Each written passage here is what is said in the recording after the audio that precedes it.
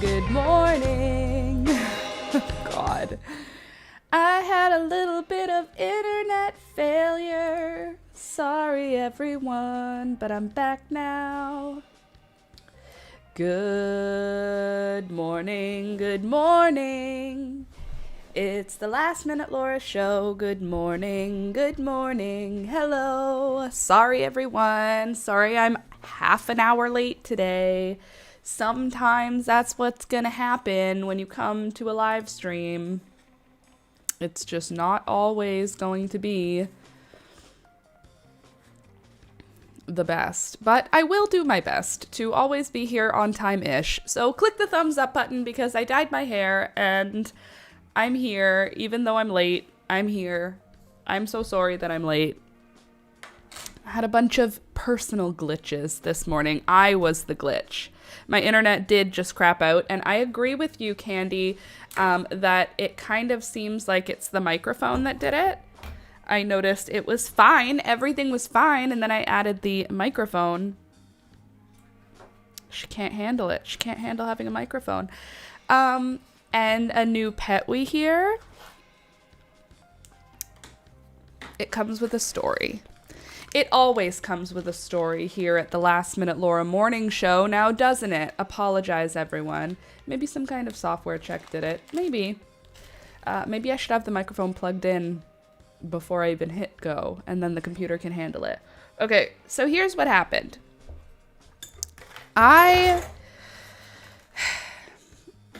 First,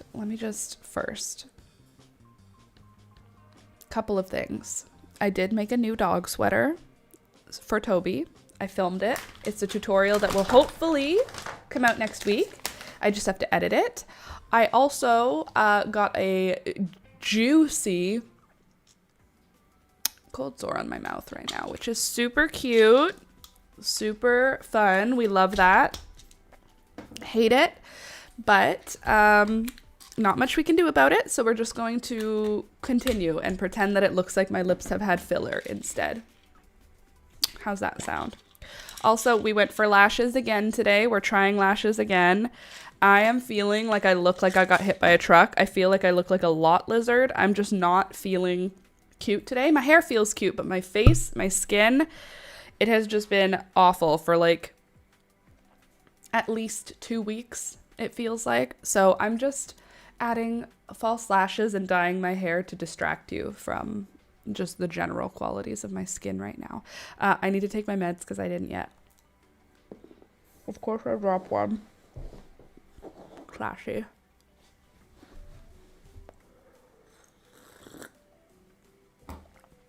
ADHD, antidepressant, anti-anxiety. Now let's talk about this new pet. So last night, or the night before last night, Peekaboo didn't come to bed with us. Instead, she stared at our oven until like 2 in the morning. And I had forgotten that I put a live trap under our oven. It's fall. So the mice are trying to get in. We live in a house that's over 100 years old. Sorry, I'm cleaning up my desk as I talk with you. We live in a house that's over 100 years old. So mice get in the fall. It's just what happens here. So I put out traps for them. I used to put out like regular mouse traps, but like, you know, I don't want to kill them. So instead I got nice ones. Anyway, Peekaboo was staring under the fridge. The next morning I said, don't forget to check. Lo and behold, there was a mouse in it. The mouse had obviously been there for like 24 hours because there was lots of poop in the cage with him. So I took him outside, let him go, and then I left the cage outside. I thought I left it outside closed. Like I just thought I let the mouse go and then put the cage on the ground and all was fine. Good morning, Sid. By the way, good morning, Candace. And good morning, Heather, and good morning, Leslie, and good morning, Joni, and good morning, Heather again, different Heather, and good morning, Winged Matchbox, and good morning, Candy, and good morning, I think that's everybody who's talking so far, good morning. So anyway, I left the trap outside last night. And this morning when I went out to let Toby outside, there was a mouse in the trap, a tiny little mouse, and it was freezing and wet because it was cold last night. It was like 9 degrees, and the dew point was obviously... Did I not say Leslie? Hi, Leslie. Good morning. Anyway, so there was a tiny mouse in the mouse cage. Get out of here, peekaboo. You can't sit on here. There's a mouse here. So I let it go and it didn't run away. And that was because it was freezing, because it had been trapped in a mouse trap all night, freezing. So I felt guilty. So I ripped up some paper towels. First, I gave it a bath in lukewarm water so that it wouldn't be gross.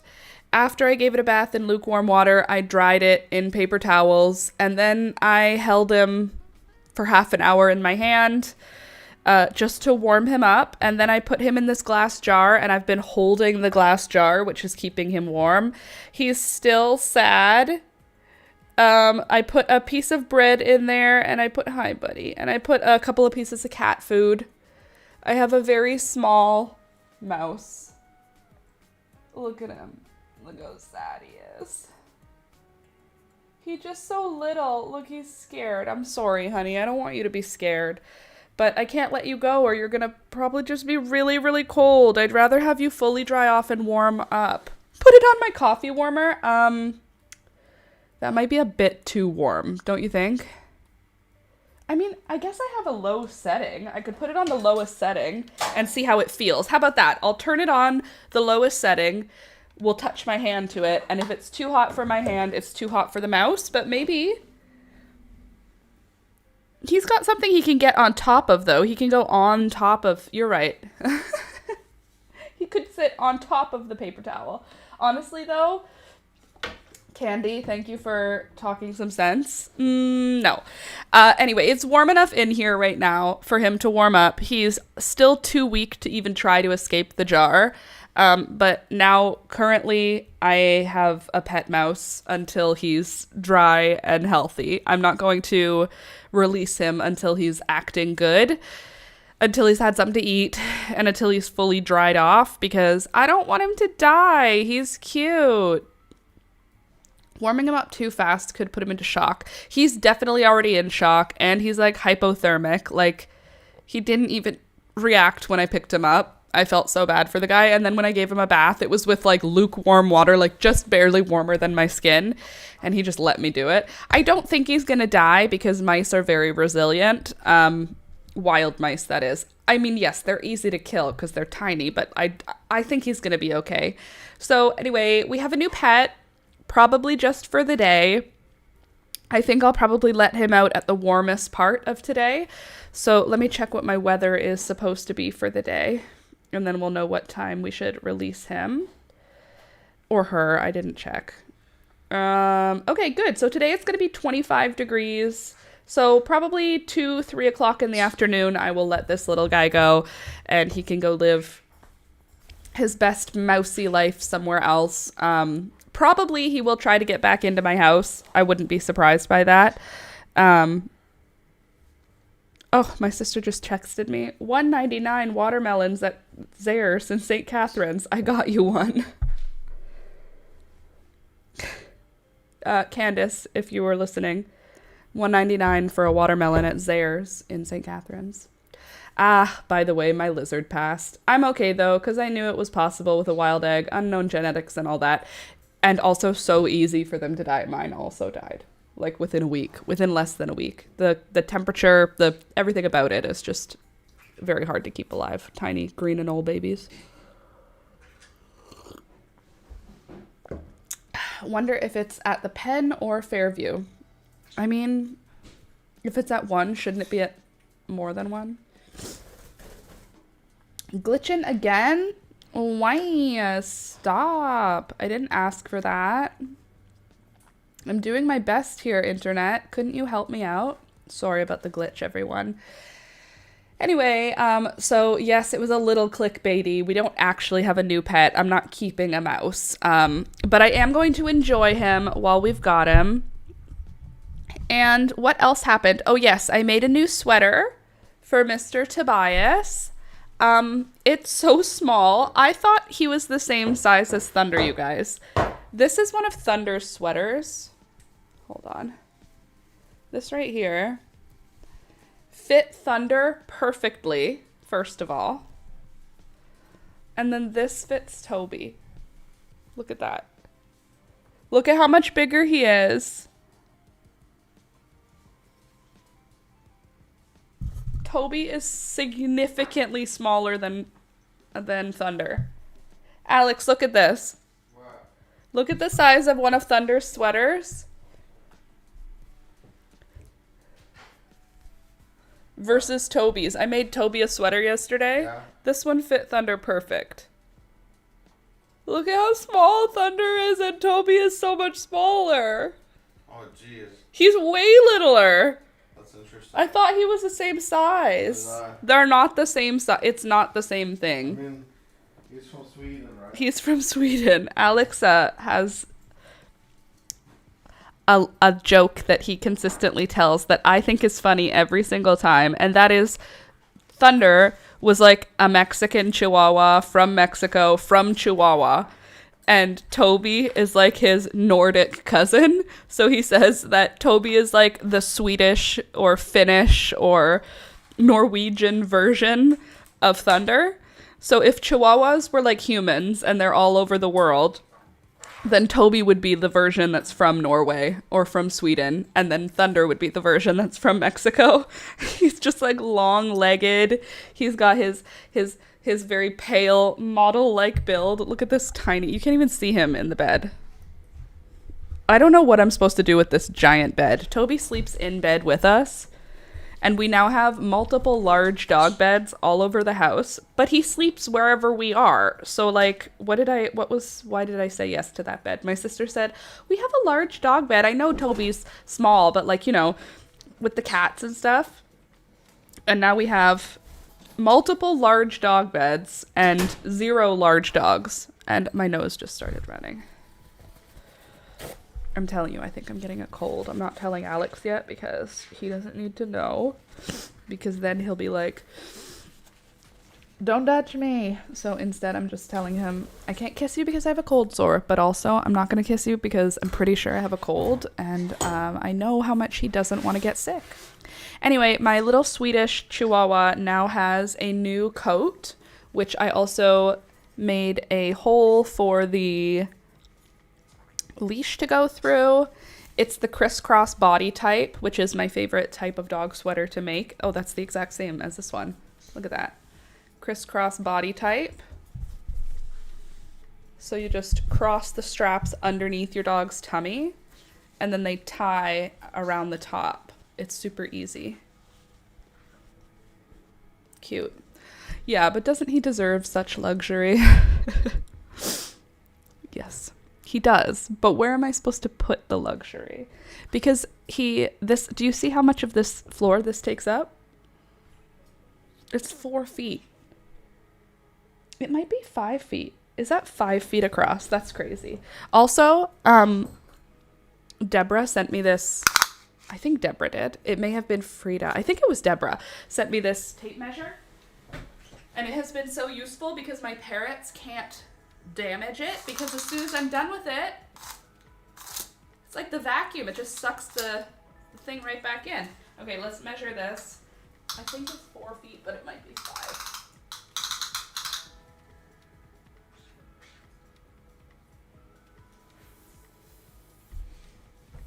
Really?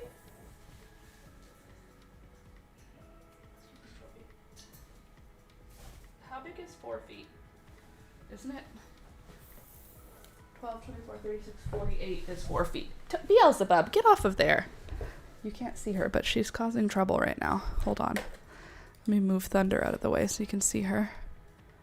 Do you see her right there? She's just eating. She's just biting the... whatchamacallit. She's biting the blanket. Anyway, Sid, I'm sorry that you're having a hard time also. Literally, who am I? I just break things. Anyway, what did I say? It was 42 inches across that dog bed.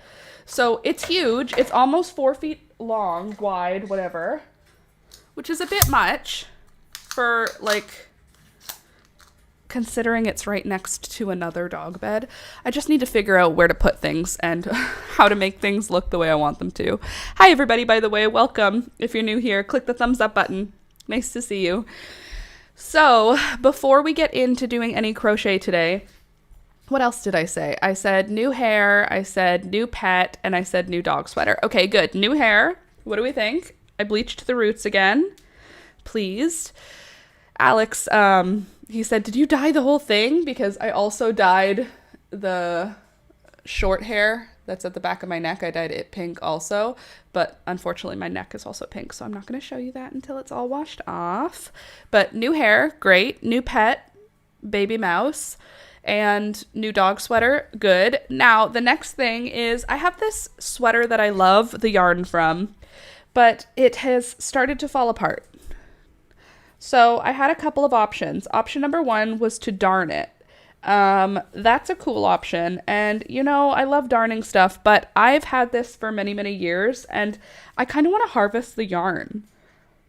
It's from Old Navy. It says Old Navy made in Bangladesh. I think it's 100% cotton. It feels like cotton. It may be something else with it, but I think it's cotton. Okay, it's 60% cotton, 40% acrylic. It's, okay, yarn. It's really soft, and I love the color. And it is sewn together like it's a cut and sew. So I think that means we're going to have several short pieces, but I think there may be some stuff harvestable in here. I don't know. Maybe that's not a good idea because since it's cut and sew, that means it might just be lots of short pieces. Maybe mending is the best idea. I just wanted to pull it apart because I like how the string looks.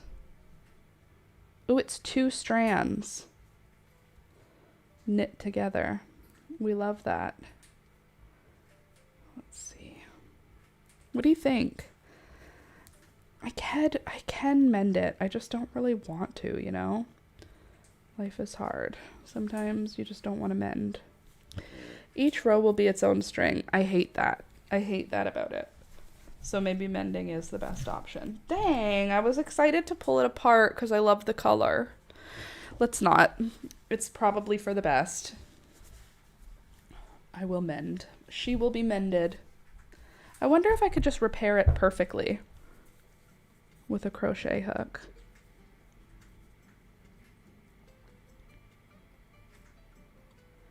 It looks like there is something that fell apart, but I don't know where. Where are you? I hate that for you. It would be cool if all bought sweaters were harvestable. That feels like it should be a rule, don't you think? If you are selling yarn in the form of a garment, you know, like how the flour companies during the Great Depression, how they like made their bags, their burlap sacks, they put prints on them because they knew people were using them as fabric. Like that. Also, we should be packaging things in paper or fabric. Let's replace plastic packaging with fabric packaging. So we have reusable, harvestable packaging. Wouldn't that be fun? I think it would be.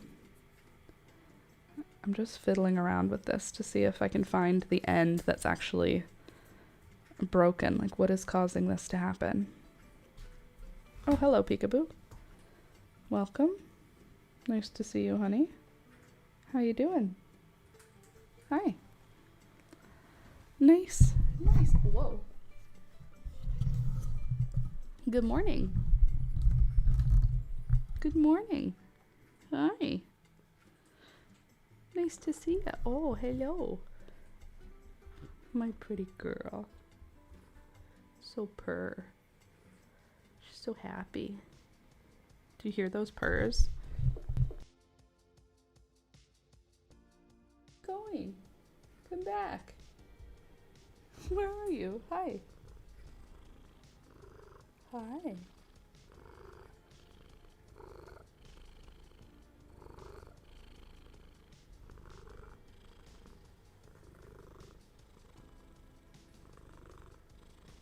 My gift to you is the sound of her purrs.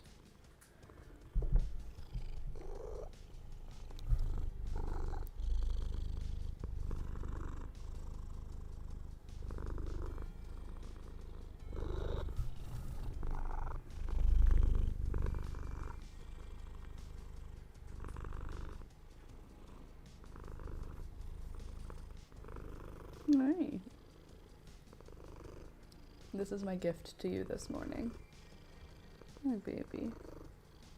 So gentle. So sweet.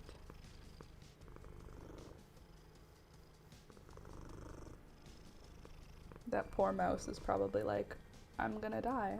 This is how I die. But it's okay, little mouse. You're safe. She doesn't even know you're here. Alright.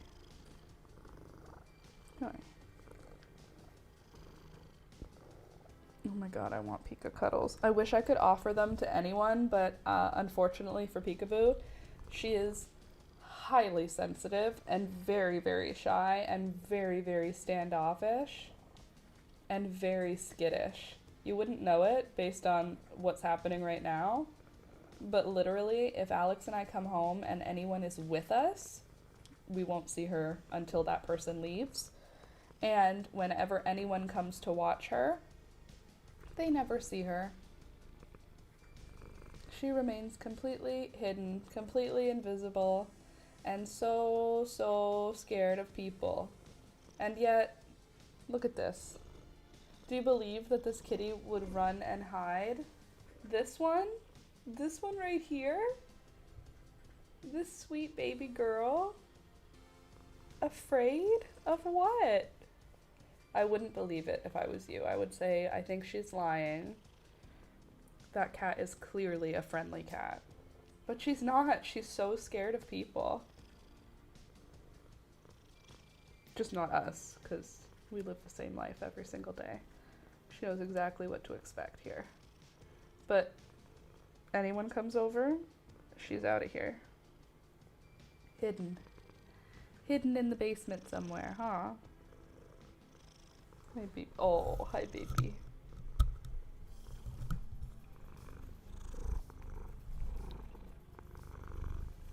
These are my gifts for you. I'm letting you hear her cuddles and her purr. Look at her. She's just a baby. Hi, baby. I love you too. I love you too.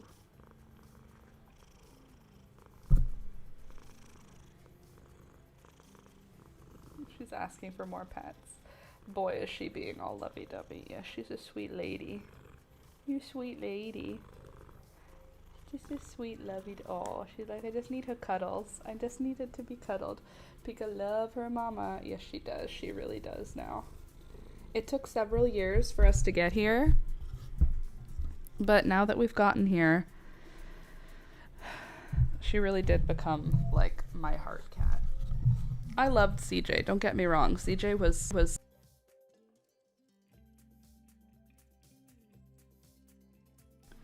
but I don't know that CJ ever loved me the way Peekaboo loves me. She's quite sweet. All of my animals have places deep in my heart, but look at this. Look at this. Look at this. She used to be a stray. She was a stray who didn't like us, who was hunting our chickens, who killed rabbits in our field, who I abducted from the wild, then dewormed, then got her microchipped. Are you mad? You don't like that pet anymore? You said no more. Only nice cuddles. And now she's this. She's very vocal though. Did you hear her growl to say stop? She said, stop touching my ears. Who you poked and prodded thinking she was pregnant. I know. I'm sorry. You were just fat with worms. And now you're just fat with fat. It was also winter, so she was extra fluffy. Whatever. You guys thought she was pregnant too. We all thought she was pregnant. And now we know better. She was just a wormy stray. Oh, she's just a baby. Why are you so cute? God, I could have 10 cats if they were like her. If they're all like Rohan, though, I can have one cat, and it's just Rohan. But if they were all like Pika, look at her. She needs me. Look at this. Are you kidding? You're the sweetest. You're so cute. They are all their own people. They are all their own people. It's just that she has come so far out of her shell since we got her. I mean, we've had her for many years now, let's be honest about that. But it took years for her to come out of her shell. But when she did, wow, look at her. Like, what? Tell me you wouldn't love a kitty cat who came and asked for cuddles like this. You're very nice. Very nice. You're very nice, and you're very sweet, and you're very fat. She doesn't even look fat at all when you just see her face. I think strays take a long time to trust, but when they get there, they really know what the trust means. Yeah, I think that's what Peekaboo is that she took a long time to get here. I think it was 2 years before she even came out from under the bed while we were home. Like, she would explore the house when we weren't around, but it was like 2 years that when we were walking around the house, she was hiding. So, like, it's not like it took a couple months. It took, like, a long time. And then for her to tolerate Rohan took another 2 years. Didn't it? And now you're drooling. You're so happy. So happy, so cozy. She's lying her whole head into my chest. We will get to crochet, I promise. We will be doing some project today. But my kitty needs, like, a big hug, apparently. So I'll just love her until she doesn't want to be here, and then I'll let her go. God, she's so freaking cute. So, how's everybody's Tuesday? Sorry I didn't have a new video come out yesterday. I didn't film one. But now I have a new one coming out next week, so there will be a regular tutorial for next week. And it will be a dog sweater. I just have to film the outro, but I'll edit today, and then I'll film the outro tomorrow. Hopefully my lip will not be as swollen tomorrow. So annoying. Not much we can do about it, though. So we just gotta keep on keeping on, right? Alright, are you done with me yet? You want to lie down or you want to leave? What do you think?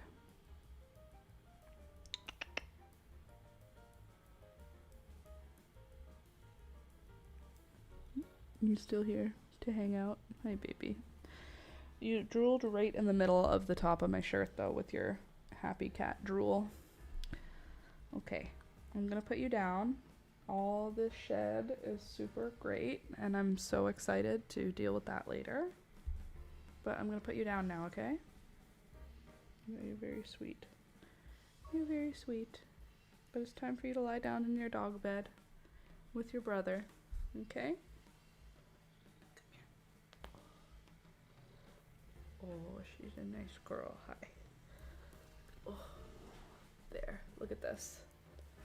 Look at this hefty, hefty girl. Look, let me back up so you can see all of her. Look at that. That's a hefty cat. If I ever saw a hefty cat, ouch, it's you. You're the heftiest. Look at this. Look at this hefty girl.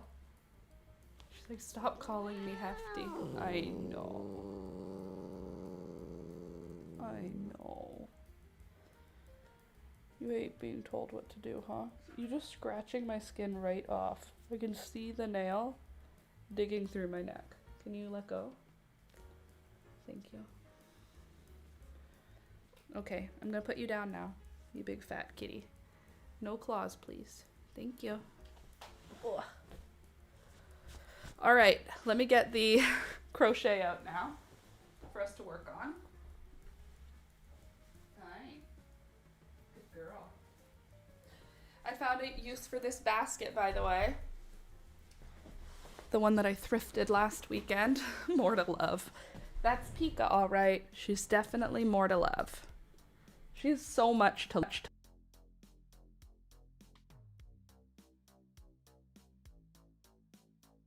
on microphone.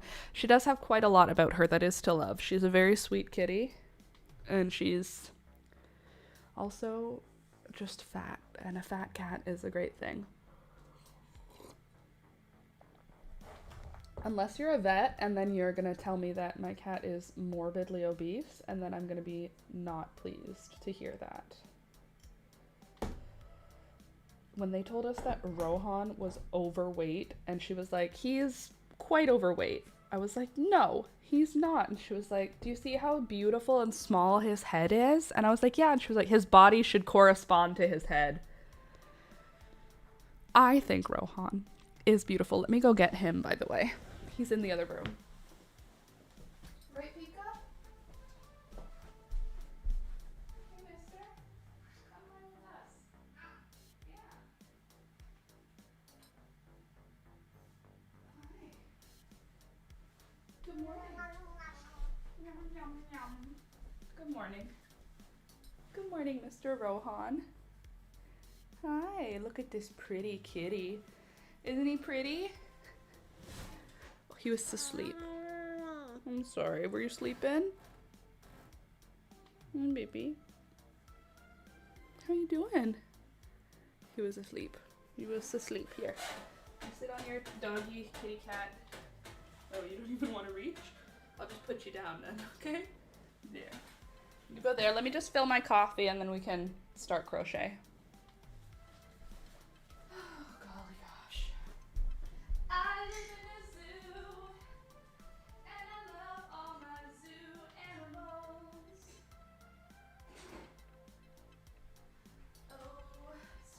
Zoo animals, what are you birds doing? I haven't even heard you bothering me at all this morning yet. How lovely. There you go, baby. You're such a good kitty, sort of, sometimes. Let's open up the window for a little more light. Beauty. And then what else did I want to do? Oh, yes. Crochet. Oops. Let's try not to lose the microphone, shall we? I mean, for the health of the cat, that's just factual, so I hope you don't say that to the vet's faces. No, obviously I don't say that to the vet's face. I say, is he really that fat? And she said, he should probably lose about 1 kilogram. And I said, 1 kilogram? That's 2.5 pounds. And the vet said, yeah. He should not be that big. And I said, okay. And they said, we have to see him in a month. You have to put him on a restrictive diet. And they gave us what he should be eating.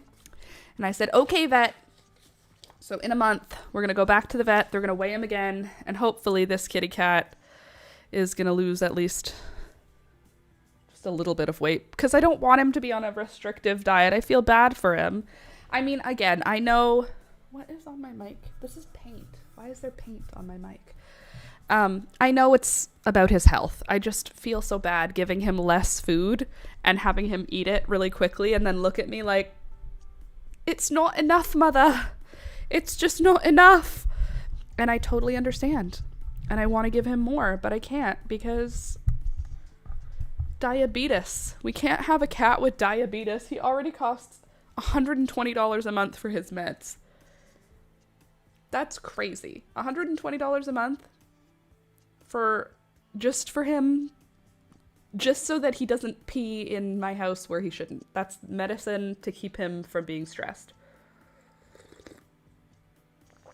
So we don't need to be adding any additional illnesses like cat diabetes. Okay, we're working on a sweater in case you're new here and have never been here. First of all, welcome. Like the video, subscribe. All the things. We're working on an extra large men's sweater. Here is what one of the sleeves looks like. Excuse me. Excuse me. I got another shot of Toby. I love being able to zoom in on your YouTube videos. You can zoom in. There's Toby. Also, sorry about your back or your ribs. I want to build another raised bed, but damn this rib. Toby, I want you to be, like, visible while I'm here, while I'm hanging out. Is there something I could do to, like, Maybe I could tilt me more like this, right? Right? So that he's not in the middle, so that I'm like this.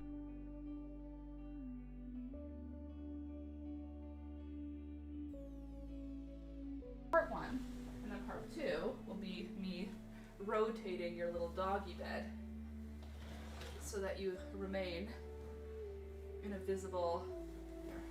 Oh, there's another basket. Cute. Here, we'll just do it like this. Watch. No, you're good. You're good. Stay right where you are. No, you're fine right here. There. Very good. Very good. Is that a comfy spot? Good. I'm glad. Oh, he's so good. What is that? Is that a piece of basil? You birds were chewing apart basil stems yesterday and you left some on the dog bed. All right. Now, where were we? Indeed. Now you can watch Toby at the same time. My gift. There's my gift for you. My other gift is going to be that you can watch me crochet. So we finished one sleeve, and then we also got some good work done. Ooh. Sorry, my chair just keeps rotating and it's making me feel crazy. Okay, and now we're working on the body piece. This is all worked half double crochets. And I'm using a 4.5? Yeah, 4.5 millimeter hook today. Let me get my second tripod out so you can watch me do the crochet. Beelzebub, Gary, why don't you guys come hang out with us over here? Why are you guys hanging out alone? Just come hang out. I see you both. Why are you not with us? You know we like hanging out with you. That's scary. I just about knocked my coffee all over my keyboard again. Story of my life. I break technology. Half double crochet is great for so many things. Yes, and I do my half double crochets a little bit differently. I'm rotating something while I'm talking. I insert the hook underneath the entire stitch rather than just through the top, like the 2 loops. I have it go under the whole stitch, and it makes it really dense and really, I'll show you what I mean. It looks good in sweaters, in my humble opinion. I'm gonna doodle up some pictures for car buttons. What does that mean? For car buttons? Look at my cute puppy dog hunting my kitty cat. Okay, first that, then this. Oh, cat buttons. Aw, doodle pictures of cars. Oh, sorry. Cat buttons. Now I'm reading properly. Nothing to do with cars, Laura. Toby, Rohan doesn't want to play with you. He's not interested in your friendship, even a little bit. Okay, if we go like this, then I could rotate you like this. That way I can fit you here. And that way you guys can see what I'm doing. Give that a little rotate. Give that a little rotate. Beautiful. Now we're all together and we can all play. Again, runny nose, no reason. Doodling pictures for the cat buttons is a cute idea. I'm so sorry about my giant, swollen, and very shiny lip, but I have ointment on it, which is helping, hopefully. And I put lip liner to try and make it look less swollen, but it did not help. Look at this.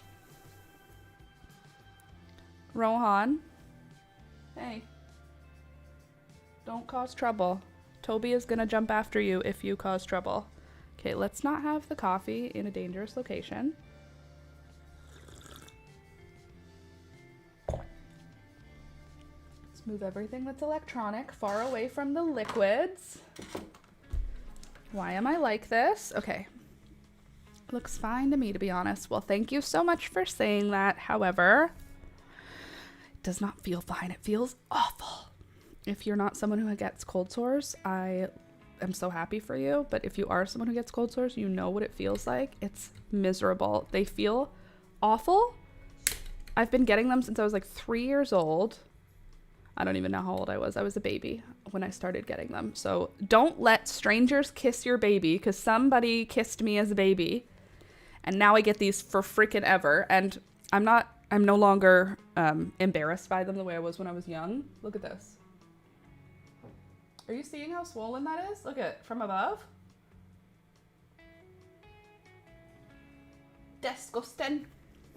It's not disgusting. It's just something that happens to me. However, it is the worst, and they don't feel good. They hurt. They're itchy and painful. So you can't itch it because it'll make you cry. It's so painful. They just burn. Just sitting on my skin right now with me doing nothing, it just hurts. So I don't recommend them. Don't let people kiss your babies. If you have a baby, don't let anybody put their mouth near your baby. So stupid. I don't blame my parents. It was the 90s, and also it would have gotten that way anyway. Gotta love that super common herpes that leads to these cold sores. Yeah, I still go off about Adam ruins everything comparing herpes to acne. Acne, it's not the same, Adam. It's not the same. Acne and herpes simplex 2 cold sore virus is not the same as acne. It should be the same in terms of stigma. I agree. They should both be destigmatized, because the word herpes makes you think sexually transmitted disease. While this could be sexually transmitted, you can spread this. However, I've never spread this to anyone because I just don't engage with people when I have a cold sore. Easiest way to not spread it is to not engage with anyone when you have a sore. Unfortunately, though, as a kid, I used to stay home from school when these would happen because I was so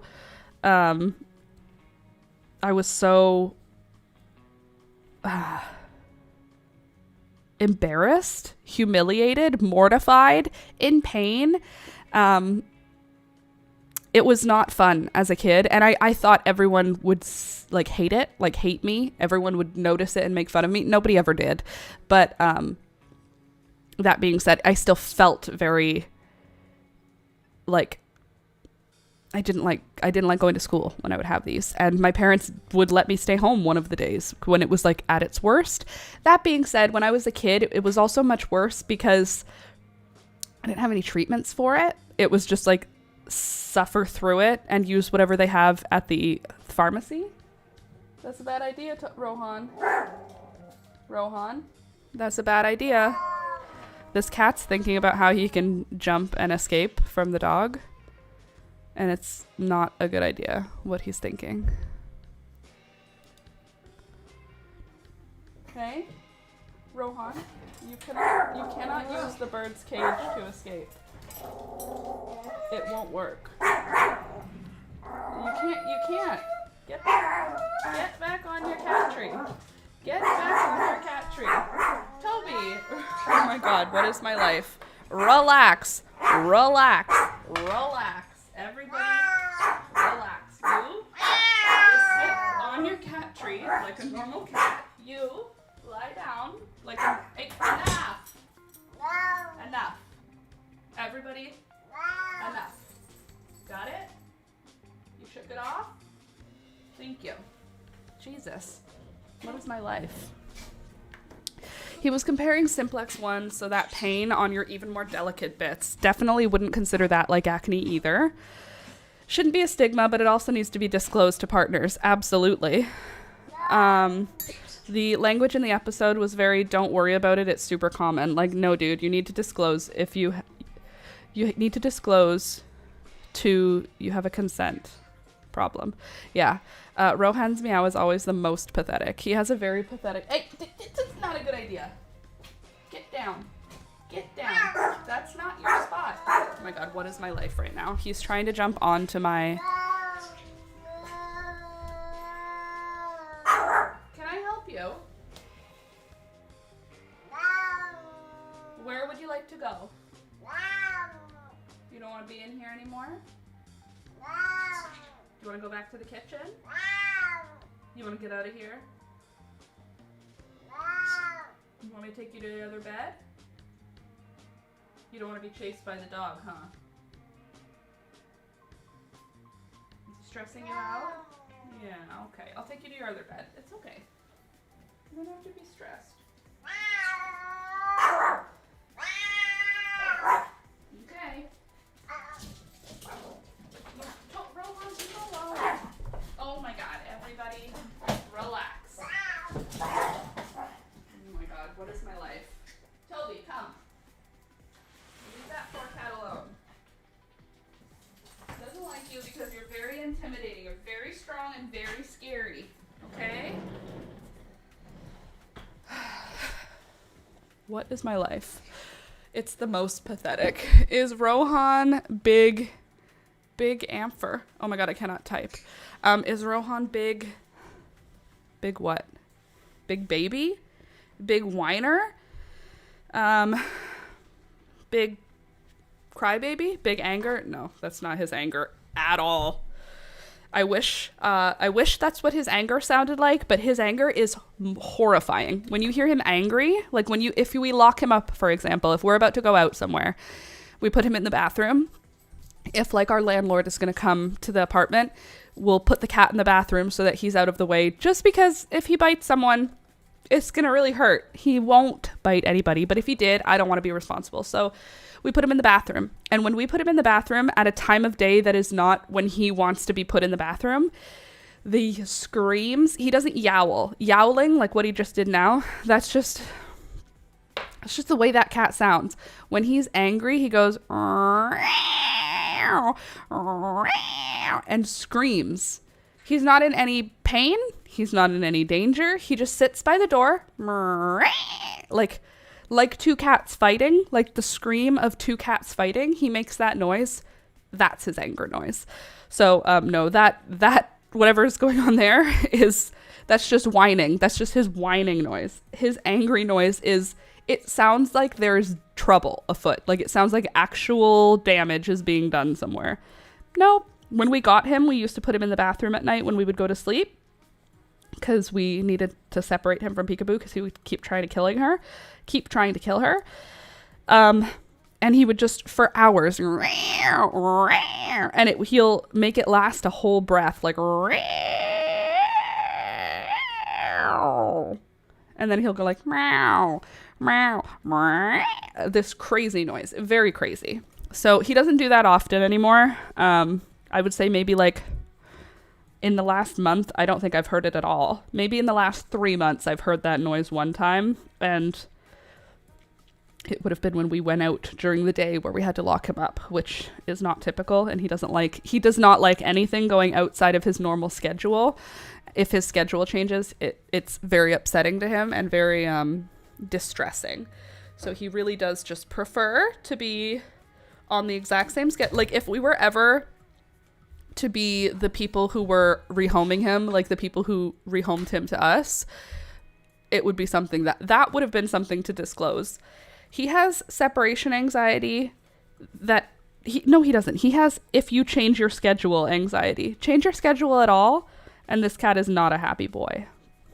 Just how it goes. He is a wild child, but we love him. He's literally silent now. He's found somewhere to lie down and he's just sleeping. I don't know where Peekaboo went, but she went somewhere.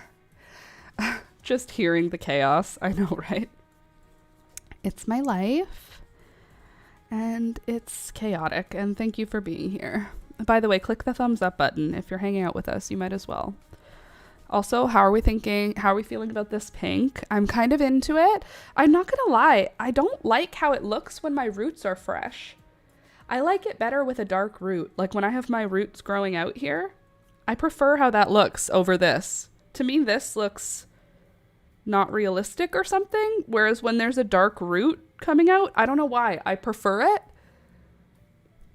I think I like it here when it's got no root. Like I like this area to be super opaque like it is right now.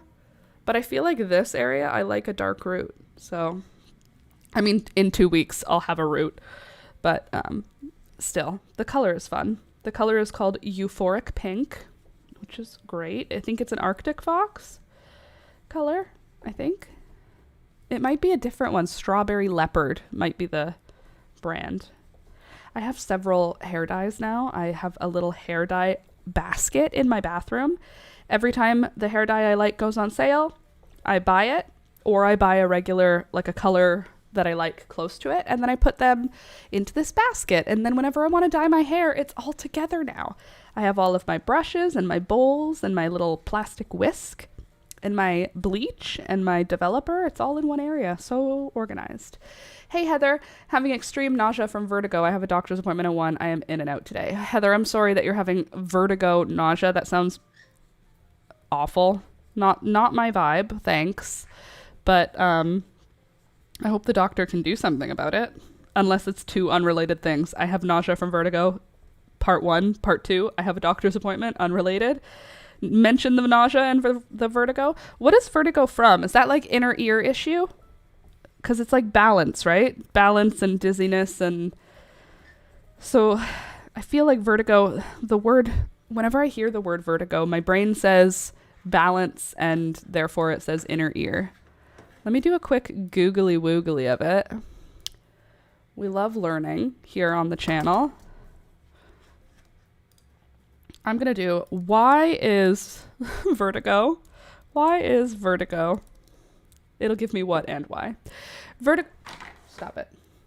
Vertigo happens because of a conflict in signals about balance sent to the brain, most often caused by inner ear problems like benign paroxysmal positional vertigo from dislodged crystals or Meniere's disease.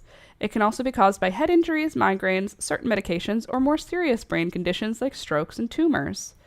Inner ear causes. They're the most common cause. Benign paroxysmal positional vertigo. Tiny calcium crystals in the inner ear become dislodged and move into the semicircular canals, causing brief, sudden spinning sensations with head movements. Isn't that crazy? If you have tiny little crystals inside your ear where they're not supposed to be, dizzy. What? Why? How? That feels like made up. It's not, but you know. A condition Meniere's disease, a condition involving fluid buildup in the inner ear, leading to vertigo, hearing loss, and ringing in the ears. Meniere's disease. Let's Google it and see if that's relatable. What is Meniere's disease? Early signs and symptoms. Let's have a look, shall we? I know, we're all very interested. I'm assuming vertigo, inner ear. Appointment is to confirm my assumption. Okay. Let's see. Signs and symptoms of Meniere's disease. If you've ever suffered from an inner ear infection, been there, you know how debilitating it can be. And Meniere's disease is no different. It affects the inner ear and causes bouts of vertigo, dizziness, or room spinning due to the fluid that fills the tubes in your ears. On top of the dizziness and nausea, flare-ups can also cause some loss of hearing in one or both ears and a constant ringing sound. You might not be able to drive, work, or do regular daily activities at times, although this chronic condition varies greatly from person to person. Unfortunately, the disease is not curable, but there are many treatment options that can help successfully manage the disease.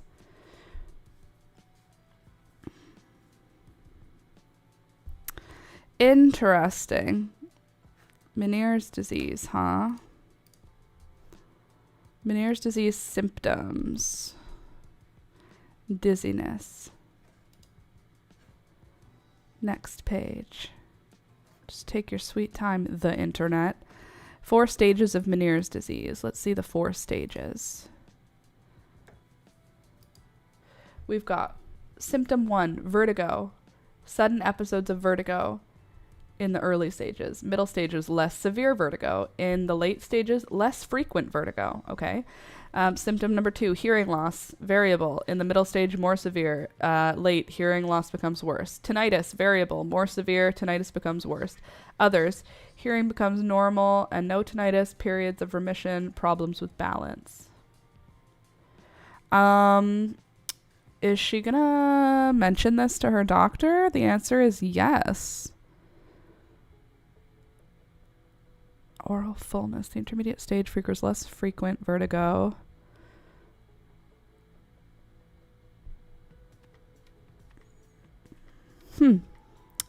Well, Meniere's disease.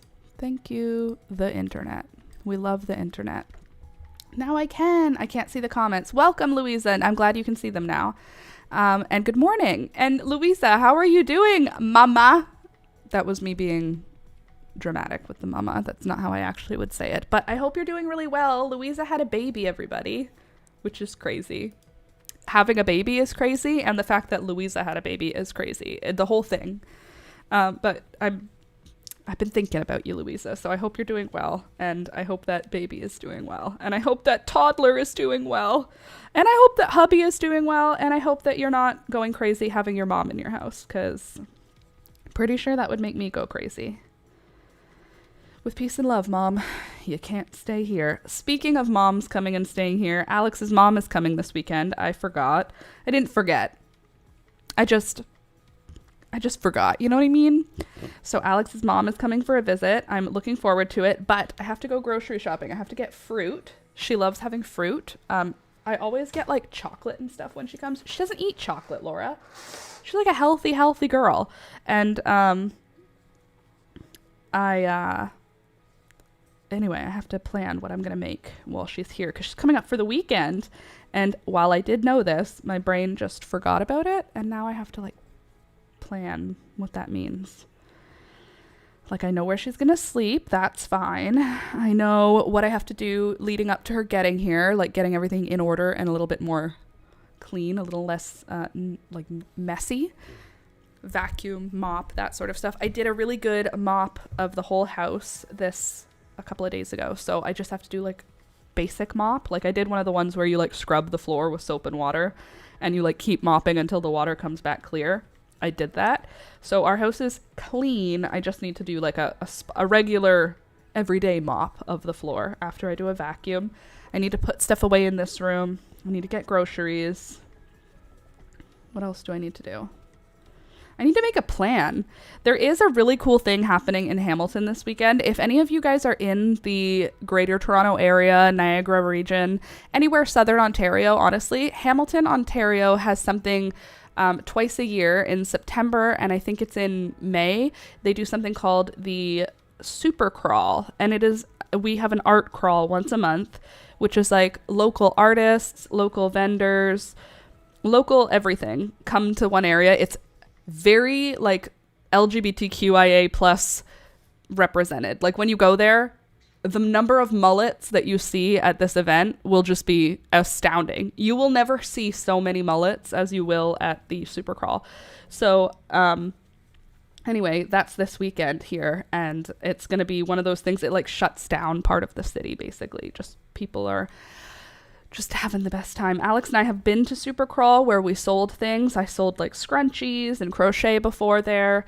You can just set up a table and sell stuff if you want, but also there's areas of downtown that are like rented out. So you could like set up a table and pay money to set up a table in a specific location.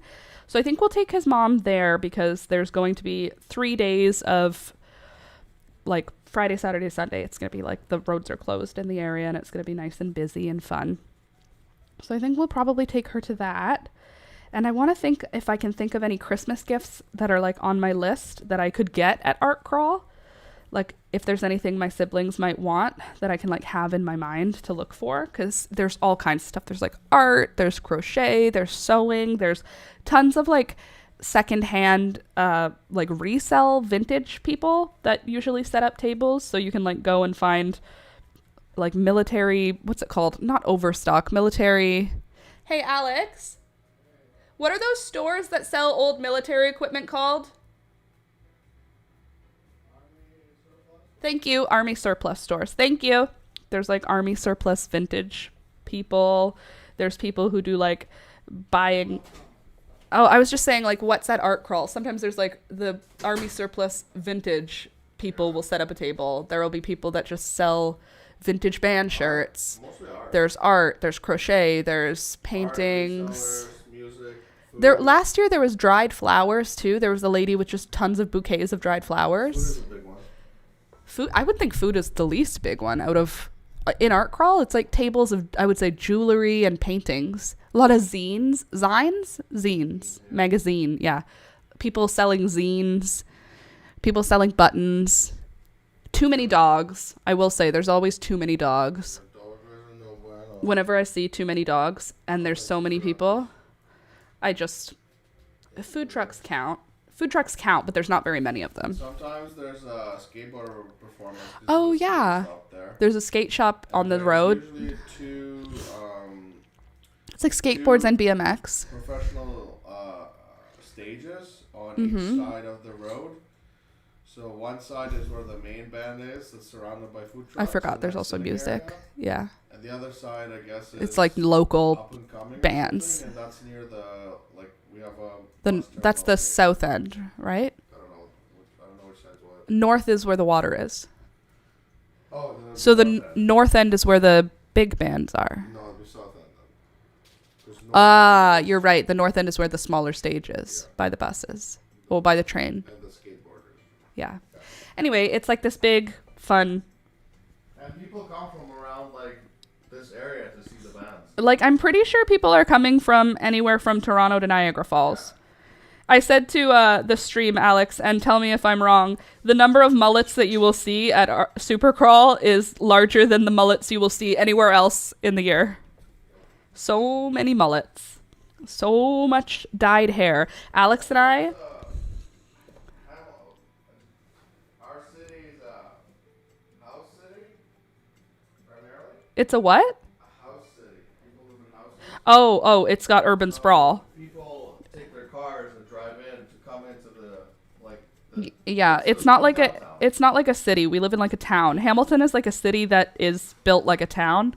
There's not a lot of tall buildings here. There's not a lot of like skyscrapers. There's like maybe in the... I think it's like one of the top 10 household only cities in Canada. But what would you say? Like 5% of the buildings have more than 20 stories? 1% of the buildings? It's very low. Just started building. Like in Toronto, the whole downtown is 80-story buildings. In Hamilton, there's like 3 buildings that are like 25 stories. And when you see them, you're like, wow, that's a big building. Because mostly it's houses here. And walk-up apartments, like the 3-story walk-ups. But mostly it's old houses and... actually, there's new houses too. But Hamilton is mostly houses. It's not a lot of apartments. There are apartments, but not the same way that in like a regular city. It's much more urban sprawl. So like Alex said, lots of people drive in to come to this event. And it's free. I mean, it's free because it's just like a market, essentially. Also, my mascara coming off of the top. Why are you doing that? I didn't ask for that. Anyway, we'll probably do that this weekend at some point, just for the vibes. I'm always wanting to bring Toby everywhere we go, but I don't want to stress him out, and the number of people is going to stress him out. Oh, by the way, I cut his nails, I brushed his teeth, and I cleaned his eyes last night, and he was such a good boy.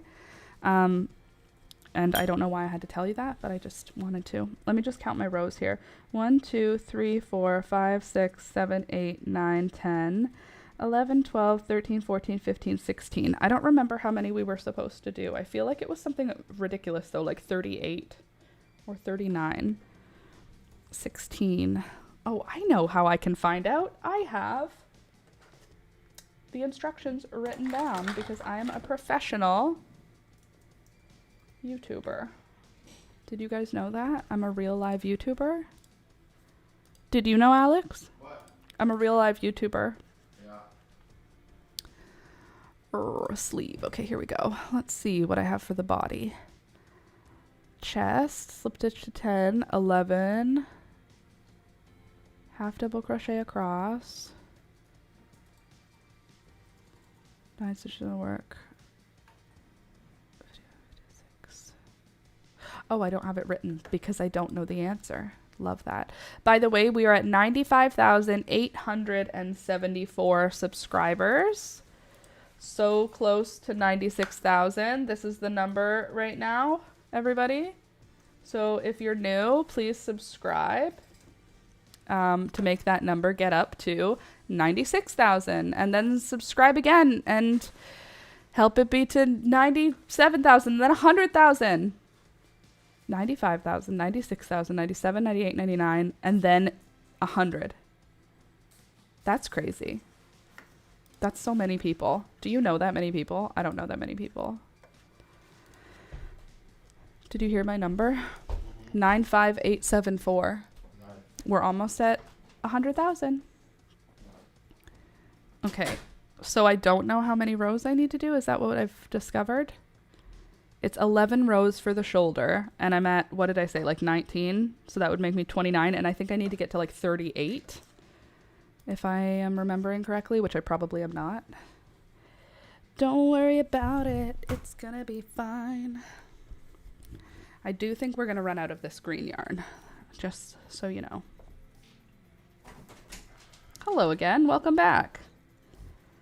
You just can't get enough of me, can ya? Yeah. Be careful. Don't hurt yourself. So, how you doing? What's going on? What's the sitch? What's happening? What's happening? Alex says that and it makes me laugh. How you doing in there, little buddy? Oh, hey there. We got some whisker twitching going on. How you feeling? Somebody's woke up. Look who woke up. We got us a baby mouse, and he's awake and happy now. Hey, baby. Are you ready to go outside yet? I want to hold him. Do you want me to hold him? I'm going to hold him. Laura, don't hold a wild mouse that you caught. That is not a good idea.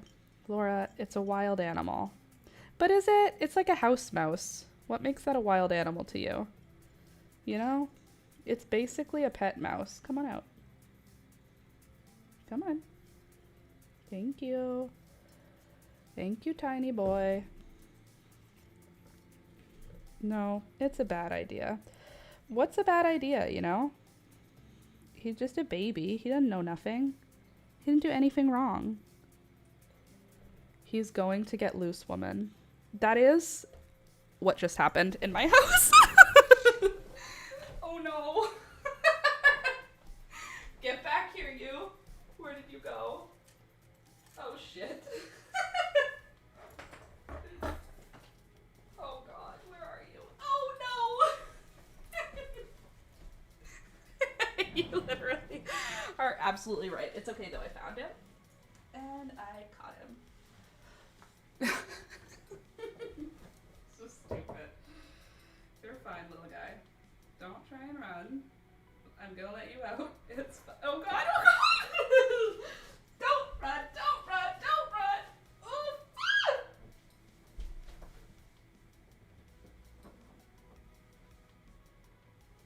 Shoot. Where did you go?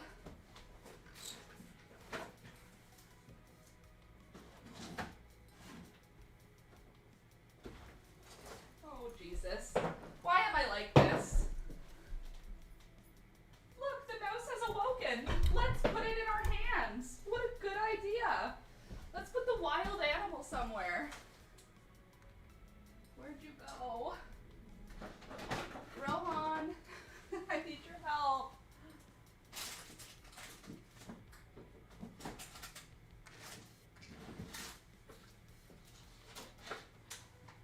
This is not the way that I thought my morning was gonna go.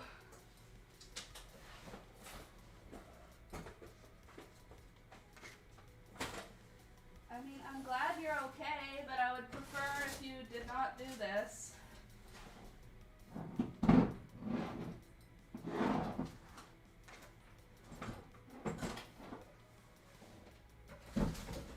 Oh, Jesus. Why, oh why did I do this? I knew it was a bad idea. I knew in my heart this was not a good decision. Just so you all know, when I made the decision, I knew it was a bad idea. And now I have a baby mouse literally loose in my home with 2 animal-eating cats also loose in my home. This is not ideal, is my point. Cool. It's literally disappeared.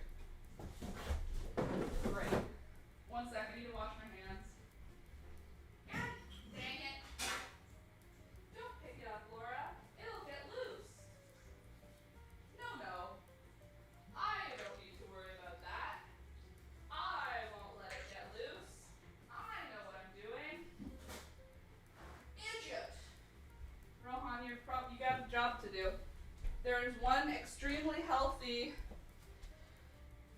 mouse in here now, running around in my home. God dang it. Baby mouse in the house.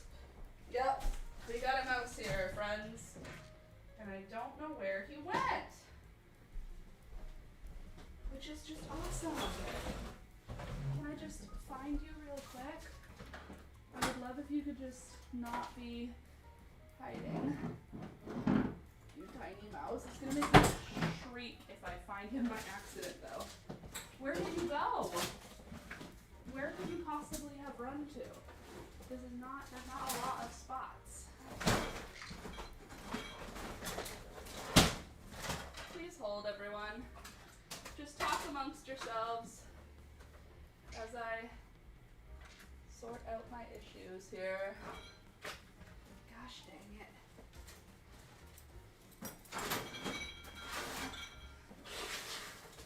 At least I just mopped the floor, so now there's just fresh, and he had a bath. I do feel good about that. This mouse has been bathed in Dawn dish soap. Okay. Time to tell Alex what happened. Although I'm sure he is not surprised. Literally missing. Missing in action. Well, so I did a thing. I released a mouse into our home. Oh, nice. A mouse that was caught outside is now inside. So that's super cool. Okay, I have to go pee now. You guys keep an eye out, I guess. I'll be right back. Surprise. Surprise. Can we say that we're shocked? I'm not shocked. I knew this. This is who I am. Okay, I'll be right back. I'm just gonna mute my mic and I'll turn the music up and I'll be right back. Click the thumbs up button because I just released a wild animal into my home. So stupid.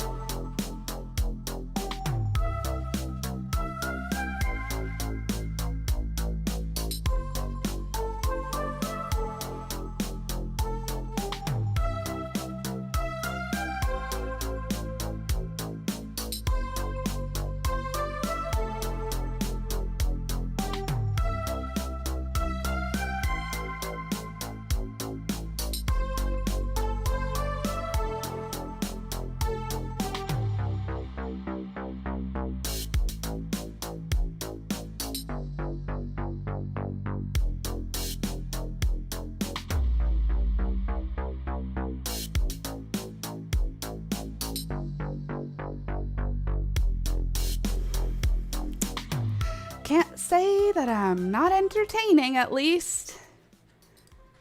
What is my life? He's going to get loose, woman. It's a bad idea. Because you want to be a Disney princess, I get it, but we don't have that kind of magic. My goodness, says Ada. Yeah. That's so stupid and annoying. The fact that he jumped away the moment you were reading my comment. Are we surprised? This is great. I'm sorry. It's hilarious. The poor thing. Well, you can tell Toby is not a rat dog. He did not even move from his comfy bed. Honestly, Peekaboo is lying underneath the bird cage. Rohan is sitting on top of something where he can see what's going on, and Toby was right next to me. Nobody moved. She saved a mouse from a live trap outside that was cold, and when it was warm enough to be moving around, she decided to hold it. Oh, Lord. It's warm enough to move now, all right. Literally, what is my life? I don't know. I was toasting a bagel, came back, had to rewind the live. I can't stop giggling. I'm glad you all find this humorous. I gotta say, if it had to be anything that I released by accident, a mouse is not a very offensive option. First of all, that mouse probably has already been in my house because I continuously catch them and then release them outdoors. I will say this is the first time I've ever caught a mouse outdoors and released it inside. That doesn't make a ton of sense.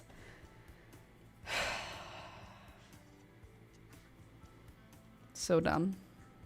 And now I have to mop the floor again. Fun fact about mice, if you didn't know, they don't have control over when they go pee and poo. It just happens as it needs to happen. So if you find mice in your house, you have to do a deep clean of all along the baseboards because there's this super fun thing they do. They run along the edges of the walls. They don't like running in the middle of an open floor. They like running along the edges of the walls and they just pee every like 10, 15 seconds. They don't care. So gonna need to mop again. Love that for me. Second of all, I need to set up the live traps in this room. We've never caught one in this room. I'm not even mad at it. What was it supposed to do? A giant predator took it out of its tiny hiding spot. What was it gonna do? Was it gonna stay in my hand and become a domestic mouse? You dumb woman. No, it was going to run away, of course. It's fine. It's fine. Or what am I going to do? I can't do anything about it now. It's here somewhere. I do have this like internal terror that it's going to surprise me. I'm hoping that that doesn't happen. Otherwise, I have no fear of it. I just don't want to be surprised by it. And they can spread like Chagas, the one thing that killed the famous guy's wife and led to his own death because he had dementia or something. Cool. Well, this one doesn't have that. This wild mouse is not dangerous. This wild house mouse is actually friendly. Are wild house mice dangerous? Yes, wild house mice are dangerous because they can transmit diseases through their urine, droppings, saliva, and they pose a direct risk of injury from bites and scratches. They also carry ticks and fleas that can spread diseases and cause significant property damage by gnawing on wires and structural elements. They can spread hantavirus, leptospirosis, salmonellosis, lymphatic choriomeningitis, great, the plague, typhus, rat bite fever. Diseases can also be passed indirectly through fleas, ticks, or mites that have fed on the insect and then bite humans. Mouse dander and urine can also trigger allergies in people. Wild mice are not typically aggressive, but they can bite if they feel threatened, potentially spreading bacteria. Great. Super.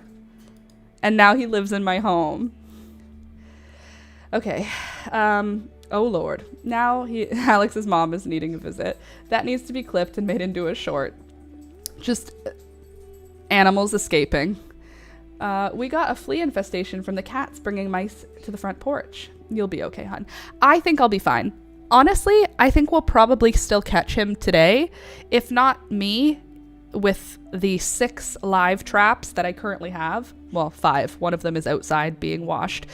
I will set all of my 5, what are they called? Live traps. And I will catch it today. And if I don't catch it today, I know 2 cats who will catch it tonight. So stupid. I will say, this mouse did not have fleas or ticks or mites.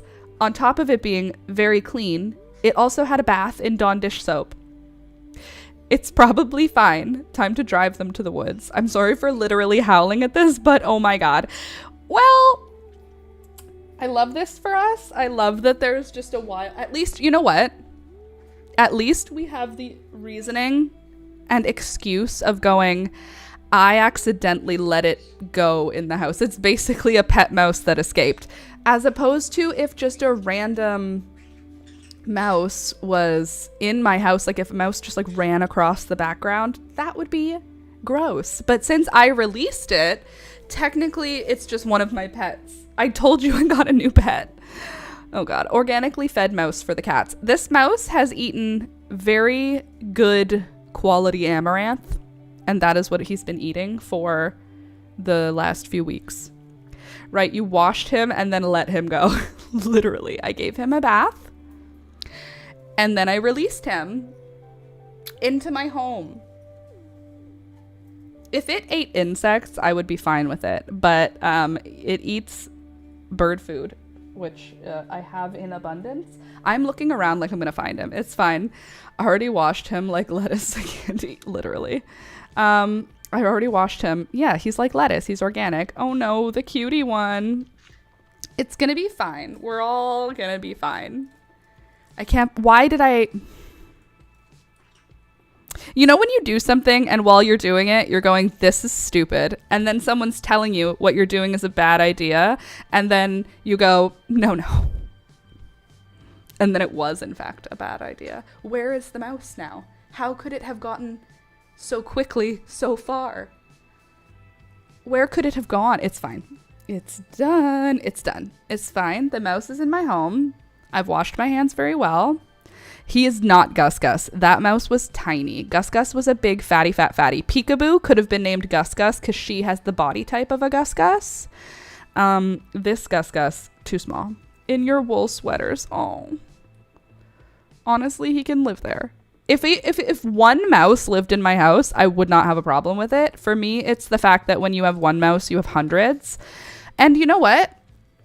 The one mouse that we caught last week was like an adult mouse, and I let it go because I don't need to kill them. I just don't need to kill them. I feel like they got into my house fair and square. You know what I mean? When a mouse gets into my house, to me that feels fair and square. I'll just put him outside. He didn't need, like, when we were killing mice, when we lived on a farm, we would kill mice easy. Like, it didn't feel guilty at all because they would continuously try to get into our home, and we lived in an old farmhouse, so like they needed to die. Here, this is a 100-year-old house, and the frequency with which we see mice outside, we see them all the time. Inside, in the winter, we get a couple here and there, and I catch them with the traps, and then I release them. This is not that. So stupid. It's fine. I have a pet mouse that lives in the house. If there was only one and it never reproduced and it just lived in my house, I would have no problem. I would leave food out for it. I literally would be fine having one mouse in my house. It's just that they bring mess, and I don't want that. And I don't want them to invite their friends. So dumb. This is so wild. I'd say only you, but I'd also do this. That's the thing. Show me a cute tiny animal that's cold, and I will warm it up and feed it. Unfortunately, sometimes it's the wrong animal. I did this very same thing at the start of this year. Literally, a cold mouse, warmed him up, got attached, tried to hold him when he was warm up, and he escaped, which is how I called it. It doesn't surprise me that that is what happens, but it does surprise me that my own brain didn't catch up in time. It's a wild animal, Laura. You are the predator. It sees you. It try to run from you. You are not mother. You are scary. But I'm mother. It don't know that I'm actually mother. So it's okay. It's fine. I'll survive. We'll all be okay. The mouse is going to be caught. No, I'm just friend. I'm mother. I'm safe. Don't understand. I'm actually mother. I'm your mother. I adopted the mouse. I don't know what the mouse didn't understand about that, but it was being adopted. My orphan mouse that I accidentally abducted has escaped. So the mouse was outside. I was putting my mouse traps outside. I had them closed. They were not meant to catch a mouse. They were meant to get cleaned by the rain. I sprayed them all down last night when I was washing the garden. When I was watering the garden, I sprayed all the mouse traps down. I don't like washing them in my sink because they have mouse on them, so I wash them outside. I just like put dish soap on them and then hose them, and I call that clean because it's for catching mice. It doesn't need to be spotless. So anyway, I was that, and they were just staying out overnight to dry off, and then I was going to take them in tonight. Anyway, one of them must have opened itself up, or I opened it and didn't close it. So it was open, and a stupid baby mouse went, oh, free food. and water? Don't mind if I do. And then it got cold. And then he was trapped in the mouse trap overnight in the cold. So it was my fault. This poor baby mouse was suffering overnight. So I said, I'll bring him inside. First, I released that mouse this morning, and he didn't run away because he was so cold and he was wet. So I scooped him up, and first I bathed him, and then I warmed him up, dried him off, and then I put him in a jar with some food and some cozy things.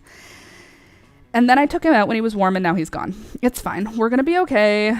We just release wild animals into my home. Yes, it's fine. You're right. I did previously release a possum into my yard intentionally. So, like, this is not a new thing to happen. However, I do have this fear that I'm going to be startled by a mouse today. And I don't want to be startled by a mouse. If a mouse ends up in one of your live traps, don't try and handle it. On top of having illnesses that it can transmit to you, it also it's going to escape. Of course it's going to escape. Of course it is. Anyway, I love you guys so much. Thank you for being here. Thank you for witnessing this, because I'm telling you this would have happened whether I was on stream or not, and I'm glad that it has now been witnessed. Dumb. So dumb. Really cute mouse though. Really healthy. I checked him out while he was cold because I was able to hold him. You don't really have an opportunity to check out a mouse. You know what I'm saying? How often do you have the opportunity to, like, bless you. How often do you have the opportunity to, like, fiddle around with a mouse where it's not trying to leave? So anyway, I was looking at it. I looked at all of his toes. He didn't have any broken bones. I knew he wasn't injured, but I still looked. Anyway, healthy mouse, glossy, shiny eyes. Very cute. Now loose in my home. I have to go meet with my friend now. Thank you for the entertainment. Have a great day, Melanie. Nice to see ya. I loved it. I'm glad I didn't miss it. I'm glad you didn't miss it also. So stupid. It's fine. It's just what happens sometimes. It's just what do you come here for if not to be surprised by random things like mice? Love you guys. Have a good day. You have a good day also. What else has happened?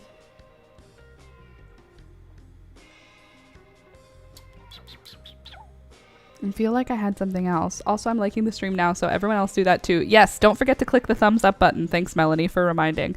Click the thumbs up button. It's free and you're here. And when do you get that kind of entertainment? We should change the title.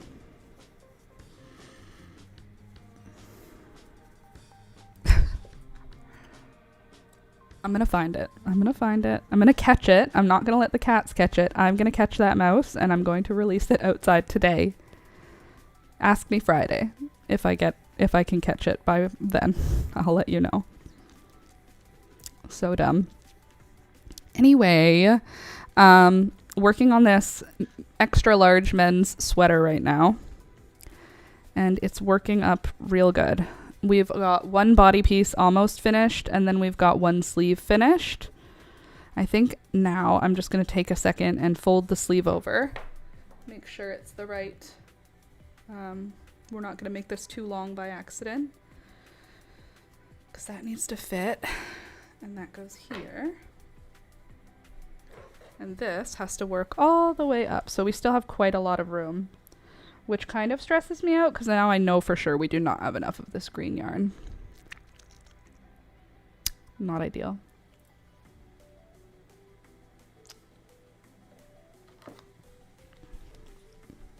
Time for more ointment. Why does the word have to be ointment? I hate the word ointment.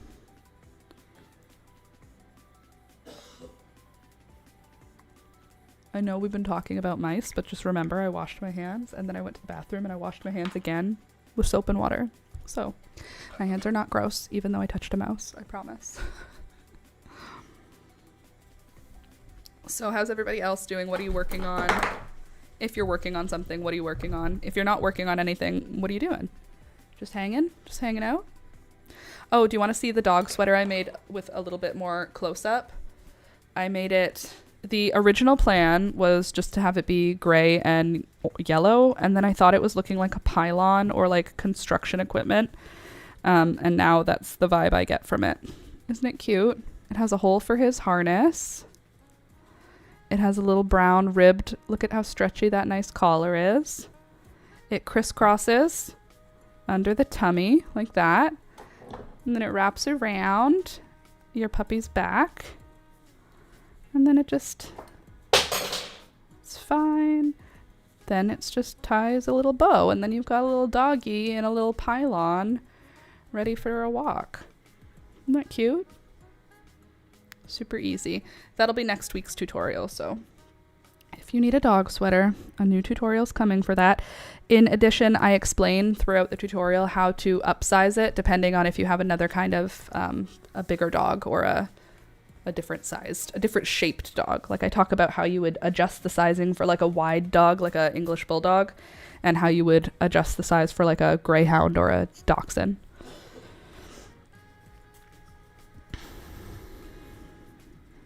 It's gonna be great. Crocheting a pumpkin. Oh, fun. Alex said I should make Toby's sweater a pumpkin or a bumblebee, and unfortunately I didn't have black yarn. I only had gray, so it didn't come out looking very bumblebee-like. Why does this keep happening? She's not my favorite thing about these lashes. What should I make next? What should the next tutorial be? I need to film more. I might film today, honestly. I probably won't, but I might. I did a pumpkin already. I've done a tutorial for a pumpkin. So I don't know what else I should do a tutorial for fall or for Thanksgiving or for October. You know, like what vibes?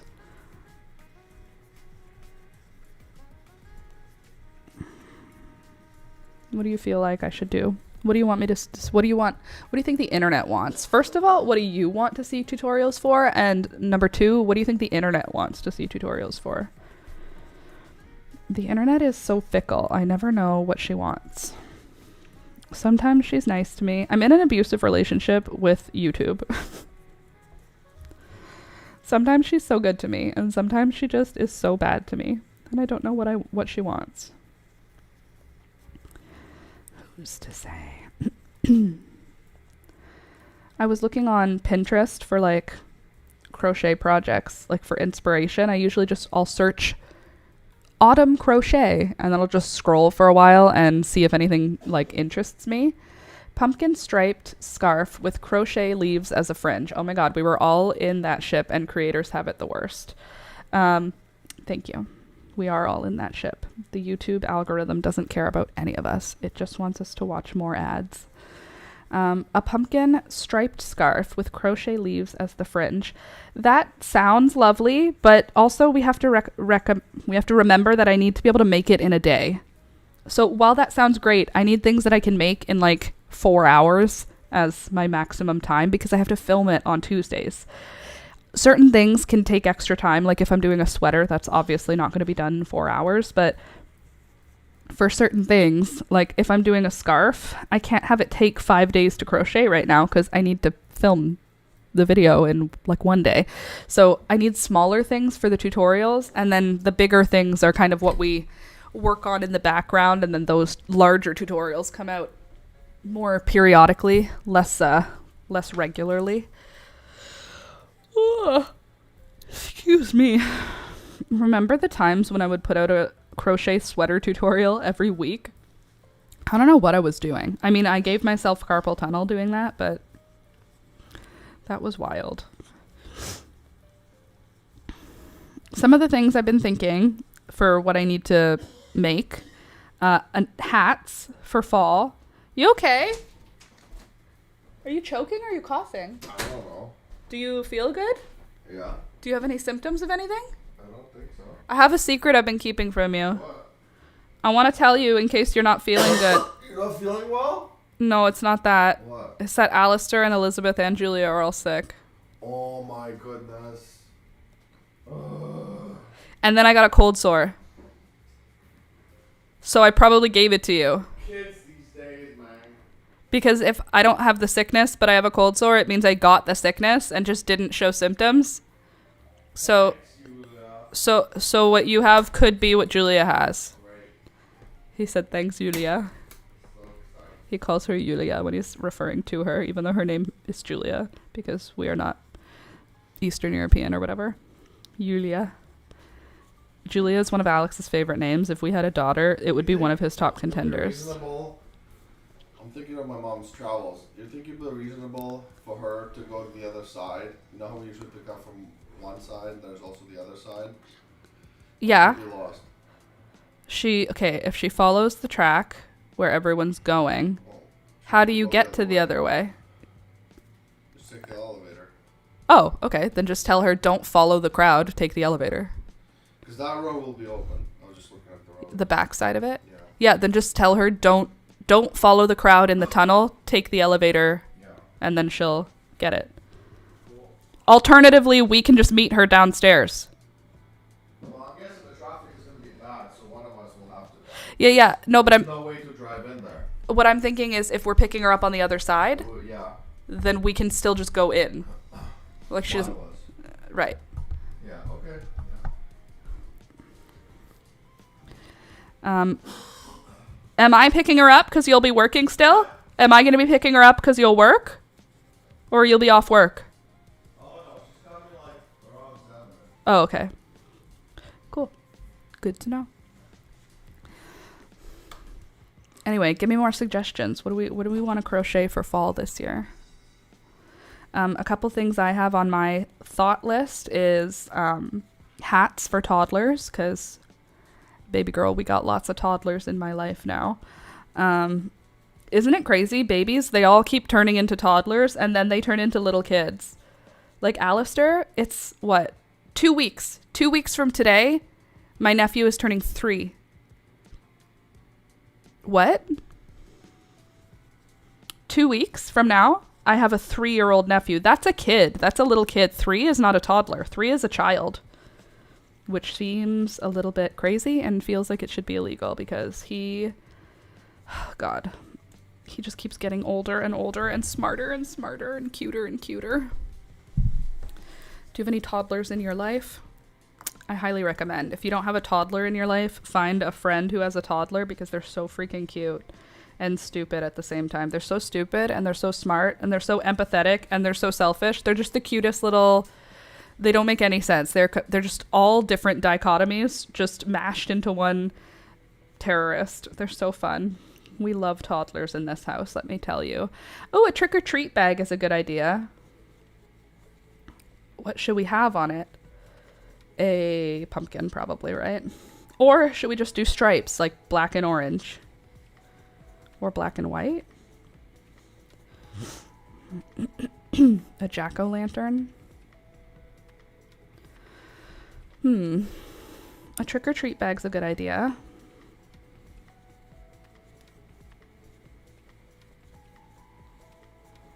Are we going to do it in the round or are we going to do it flat? I think we'll do it flat. I think we'll do one large rectangle that we then sew a seam on. I think that makes sense. Okay, we could do that. A giant candy corn. Candy corn isn't even a thing anymore, Candace. Little kids today, do they even know what candy corn is? Kids who are trick-or-treating, is candy corn even relevant to them? I feel like candy corn was already out when I was a kid. Ew, candy corn. It doesn't even look like corn. I guess it does. It looks like one corn kernel. But it's gross. It's literally just it's too sweet. It's like all it's made of is sugar, which is what most candy is made of, but I feel like candy corn doesn't even have a flavor. Its flavor is sugar. Maybe it's made with corn syrup, so its flavor is corn. It's corn-flavored candy. Okay, stripes could be... What colors? We could do orange and black. We could do white and black. We could do orange, purple, green. Those ones are all like Halloween-y when they're together. I don't know why purple became a Halloween color, but when I see purple, green, and orange, I'm like, that's Halloween-y.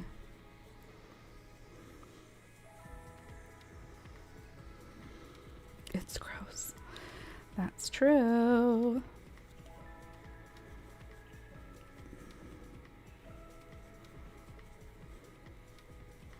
Anyway, I'm thinking toddler hats. Maybe we could do like some themed hats, like a pumpkin hat or a acorn hat or a mushroom hat or something like that for the kiddos for fall, or hats that have ears on them. I know the kids love that. Ooh, with witch hats on it. That's a good idea. A witch's hat. A witch's hat bag.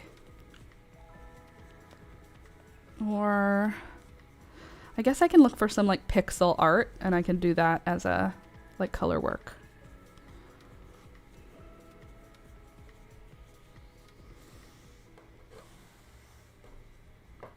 So pretty, so dense. Witch's hat. I'm making one now. Oh, cute. Or generic candy shape, like circle that has 2 pinched ends. Okay, I think smart thought. However, a circle that has 2 pinched ends gives Christmas to me. Don't you think? Like it gives me a peppermint type vibe. What about a cauldron? Ooh, masks like a bandit. That's cute. A cute little bandit mask for the babies. Okay. Halloween things. Spooky tree. The moon. Gravestone. A ghost. A little ghosty. I could do a little ghosty. Maybe. Kind of got a lot of curves. What's got a straighter lines? A little haunted house, maybe.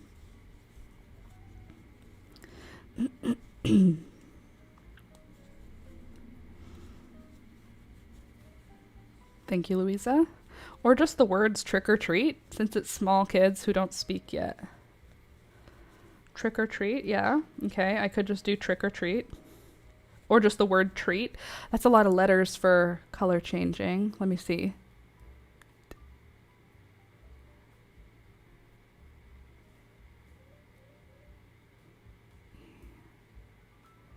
Okay, A can be modified. R can be modified. Okay. Surface crochet them. Okay, also an option. Okay, treat bag's a good idea. Let's do a treat bag for sure. And then a hat. I saw a really cute mushroom hat somewhere on the internet and it inspired me and I kind of want one. But I kind of want it to also be a winter hat. So how do I make a winter hat that looks like a mushroom? That's what I need to figure out. I think it's that the hat will have to be like a hat and then a mushroom built on top of it. Heather, a series where you do applique each week and end make a wreath. Okay.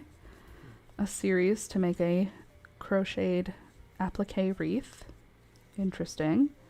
I do like the small applique ideas, like how to do an oak leaf, how to do a maple leaf, that kind of thing.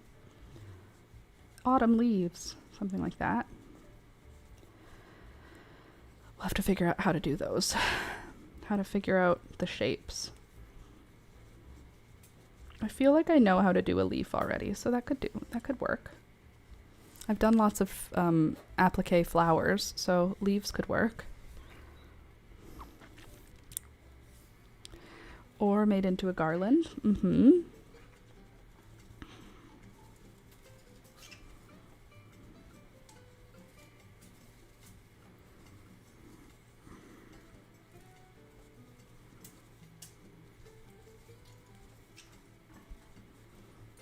So big versus little for my cat. I'm doing a whale shark silhouette and ants. Hold on. So for big, the pictures are more for the humans. So for my big versus little, for my cat, I'm doing a whale shark silhouette and ants. What? Hold on. Let me go into Discord to understand. For your big cat, you're doing a whale shark, and for your little cat, you're doing ants? Is that what... Am I understanding? Whale shark is big, and ants are little. Big versus little for my cat. Oh, for big versus little for your images, for the picture. Got it. Not that your cat would ever see a whale shark ever. To teach the words big and little. Me looking for a picture in the Discord being like, oh, you're making your cat a whale shark for Halloween? Makes sense.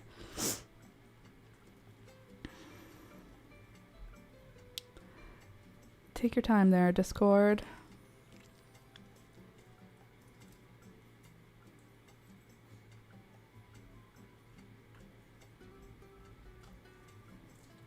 Lol. Candace, I saw your thing that says, it's a small way to bring the outside in, even on the gloomy days. I've got another small way to bring the outside in. Catch a mouse outside and then let it go in your home. To teach the words big and little. Cool. A whale shark and ants. Ants are little. What's something that's big to the cat? You should use something big like that the cat would see as something big. Like tree. You know what I mean? Or like, I don't know. The door. No, those mean something too. I can't think of something that the cat would see as big. Lol, hawk.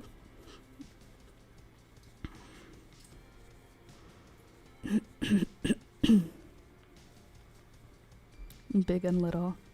What do cats think is big?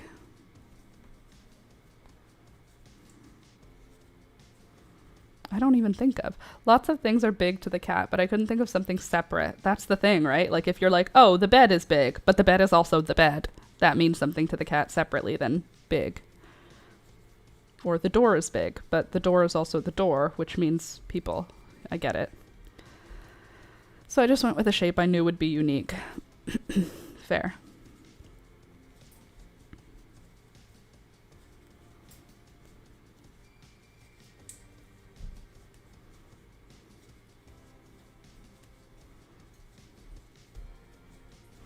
I guess it's best for them to be simple shapes.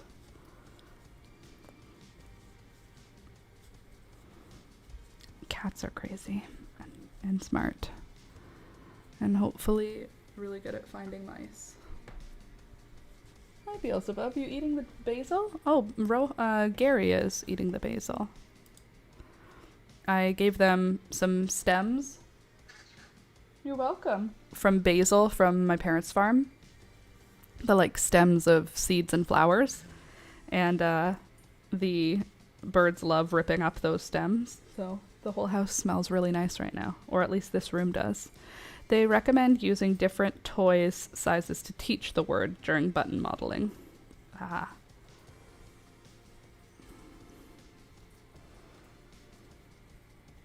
Having fun? Can I have a kiss? Kiss? Kiss? Kiss? Kiss? Thank you, baby. That's Gary, so he's a little more shy with that stuff. Kiss. Kiss. Thank you, baby. Have a kiss? Kiss. Thank you, baby. Kiss. Good bird. Have a kiss? Thank you, baby. Kiss. Thank you, baby. I put my fingers in danger every time that I do that, which is why I have to put my whole attention. So there were like 5 or 6 stems. Look at all the carnage. This is all the seeds and leaves that they like ripped apart and chewed apart. Something they enjoy. When you have parrots, you must provide things for them to destroy. I think Alex is sick. He's coughing a lot. Baby, you get sick so much easier than me.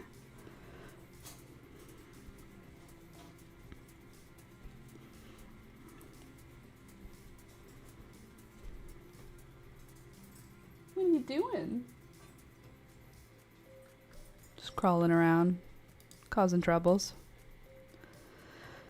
Oh, golly. Any exciting plans for the rest of the week, you guys? I don't think I have any. I think I have just work to do. That's just no fun, just work. I don't think there's anything this weekend, is there? September... Oh, right. His mom's coming. Okay, so that's what I have to do. Cleaning and working. And I have to make a grocery list.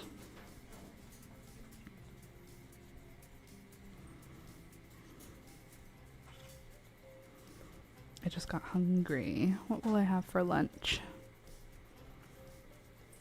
Oh, you know what happened yesterday? I got really bloated for no reason, and my stomach hurt so bad. Alex and I were putting away laundry, and I ended up lying down while he was putting the laundry away, and I just sat next to, well, I lied next to him on the bed while he folded all of our laundry, because my tummy just hurt so bad.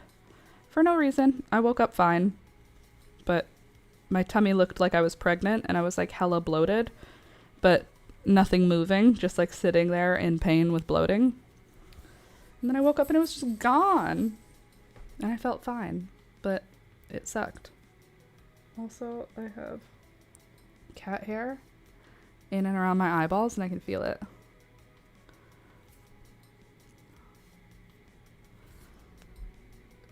There we go. Got whatever it was. I am feeling the same sometimes. Not fun. Yeah, it's not the vibe. I'm using I'm using icons I found on Canva. I was going to print them, but some are premium, so, well, I guess I have to art it instead, lol. Well, at least you found the icons, so you don't have to come up with your own. Except for the whale shark and the ant situation. But, useful that they have icons on Canva. Premium. Canva Premium. Who do you think you are? Trying to take all of our icon options and put them behind a paywall. Rude. I find it really funny when a company is like, pay us, and I'm like, not when I can use a free pencil and stickers I already have, thanks. And they're like, but, please pay us?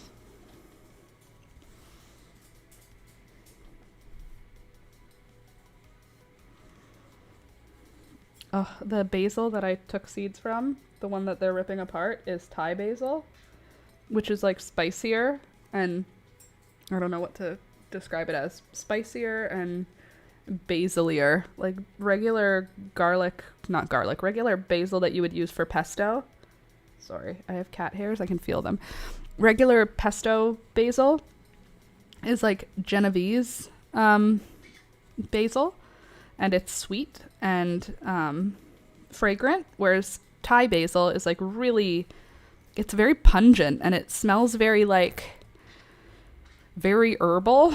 It's got a different spice. It smells spicier than regular basil, and it's quite lovely in the air.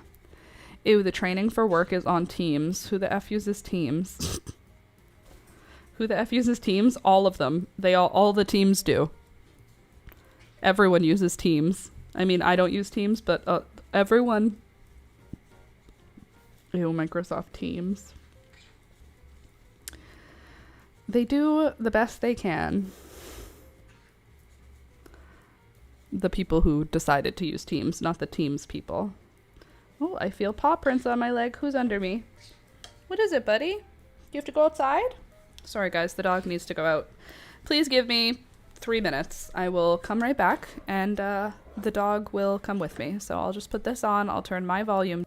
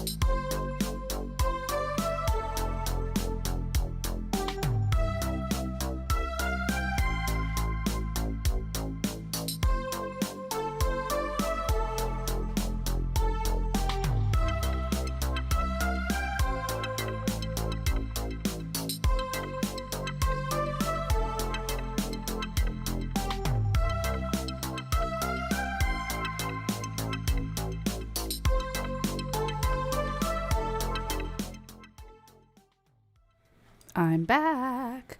Also, I wanted to show you something that I collected while I was outside. And this is flowers from my firecracker vine. Aren't they pretty? These are from the firecracker vine from the seeds that I collected in Nova Scotia last fall. Aren't they cool? You get 2 flowers on one stem. See? 2 on one. 2 on one. Aren't they cool? That's awesome. I know. They turned out really cool. They're late to bloom. Like, they only just started blooming a week or so ago, but like, what a cool flower. Isn't that neat? Do they dry nice? I doubt it. I don't think they'll dry nice, but they are pretty. I'll try pressing them because they have a really pretty color, but I don't think they'll dry very nice. They might press nicely, but I don't think they'll straight up dry nice. But what a color shift. Aren't they interesting? Let me show you. I took a few pictures of the plants this morning. Catching a work call, so I'll see you guys Friday. Hopefully you have a better week than last, Laura. Thanks, Sid. Appreciate it. Don't work too hard on the work call, but thank you for your nice words. Okay, now I'm going to just upload a few photos of plants that I took.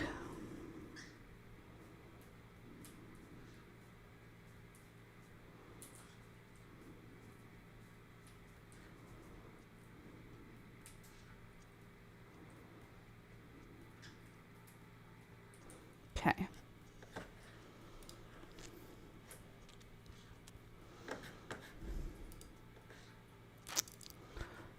Here we go.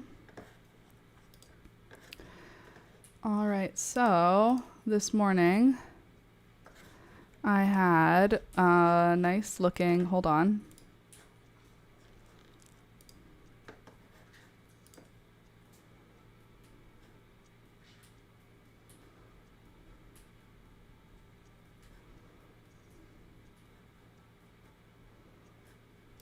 Okay.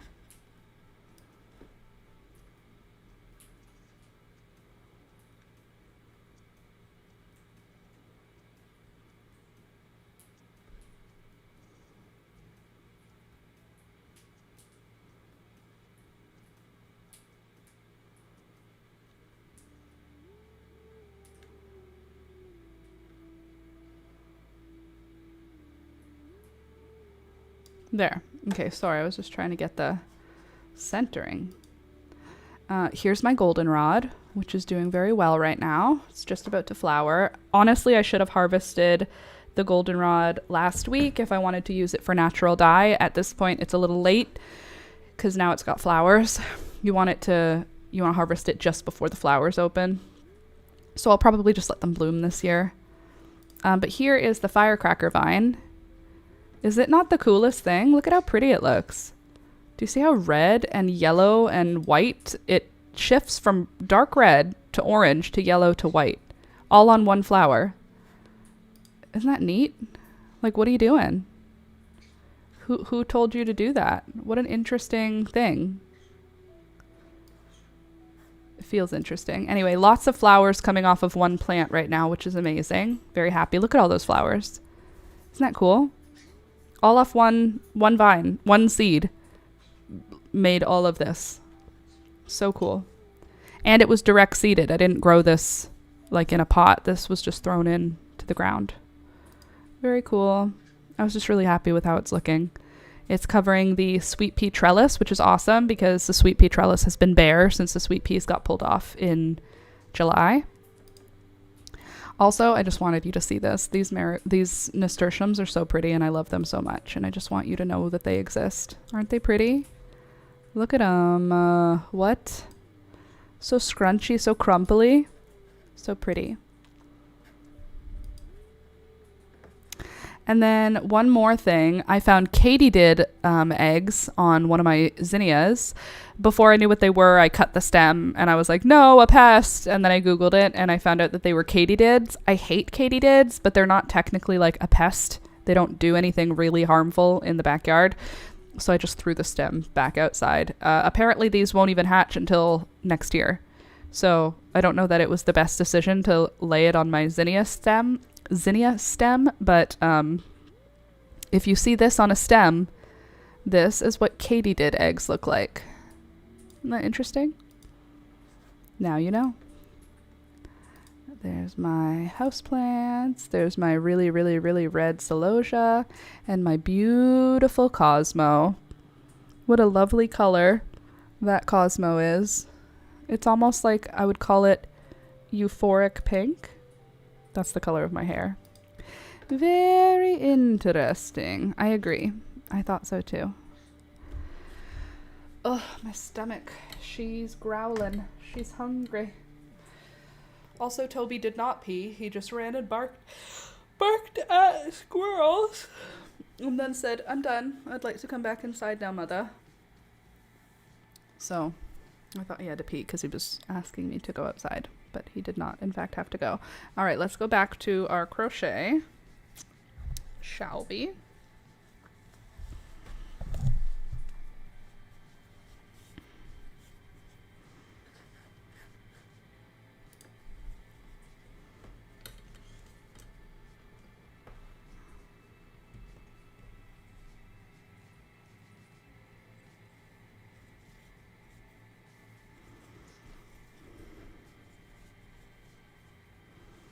There we go.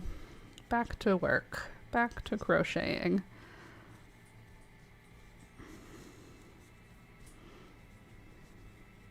How many rows is 11 rows in terms of height? 1, 2, 3, 4, 5, 6, 7, 8, 9, 10, 11. Okay, that's how much more height we'll have. It might already be time to do shaping. Oops.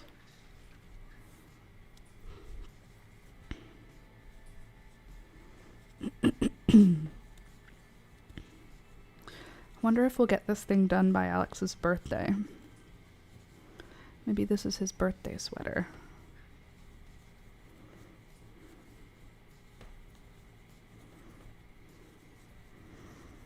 I want to make Alistair a sweater. 3-year-old sized? What size do 3-year-olds wear? Is it called 3T? 3 toddler, I think. As a not doctor. But what colors should we make his sweater? We should make him a Lion King sweater because that kid is obsessed with the Lion King. Obviously, his favorite character is Simba. Surprise, surprise. I wonder what Pinterest has for crochet and the Lion King. We're allowed to look, right? It's not like...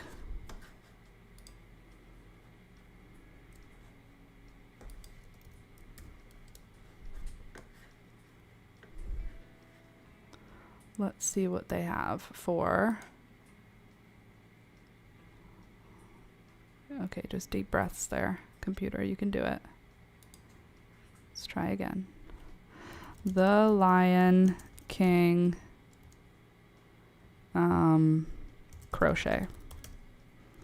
See what we got. Aww.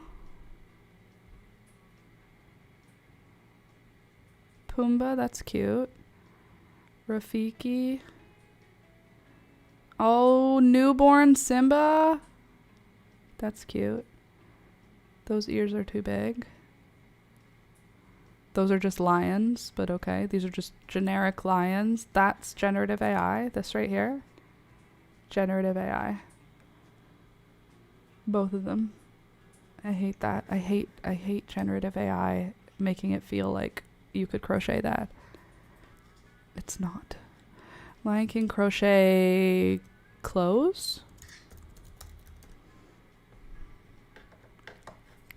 Okay, we got things to put on a baby. That's corn. Okay. That's Nala. That's baby Scar. How about the Lion King? How about toddler sweater Lion King? Let's see if anyone else has done that. The answer is yes. Yes, someone else has in fact done that. Okay.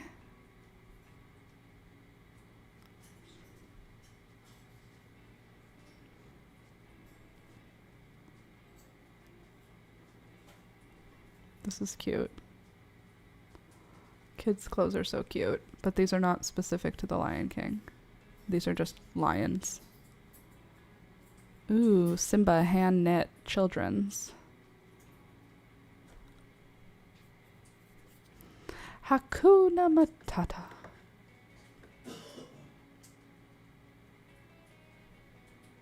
I'll figure something out.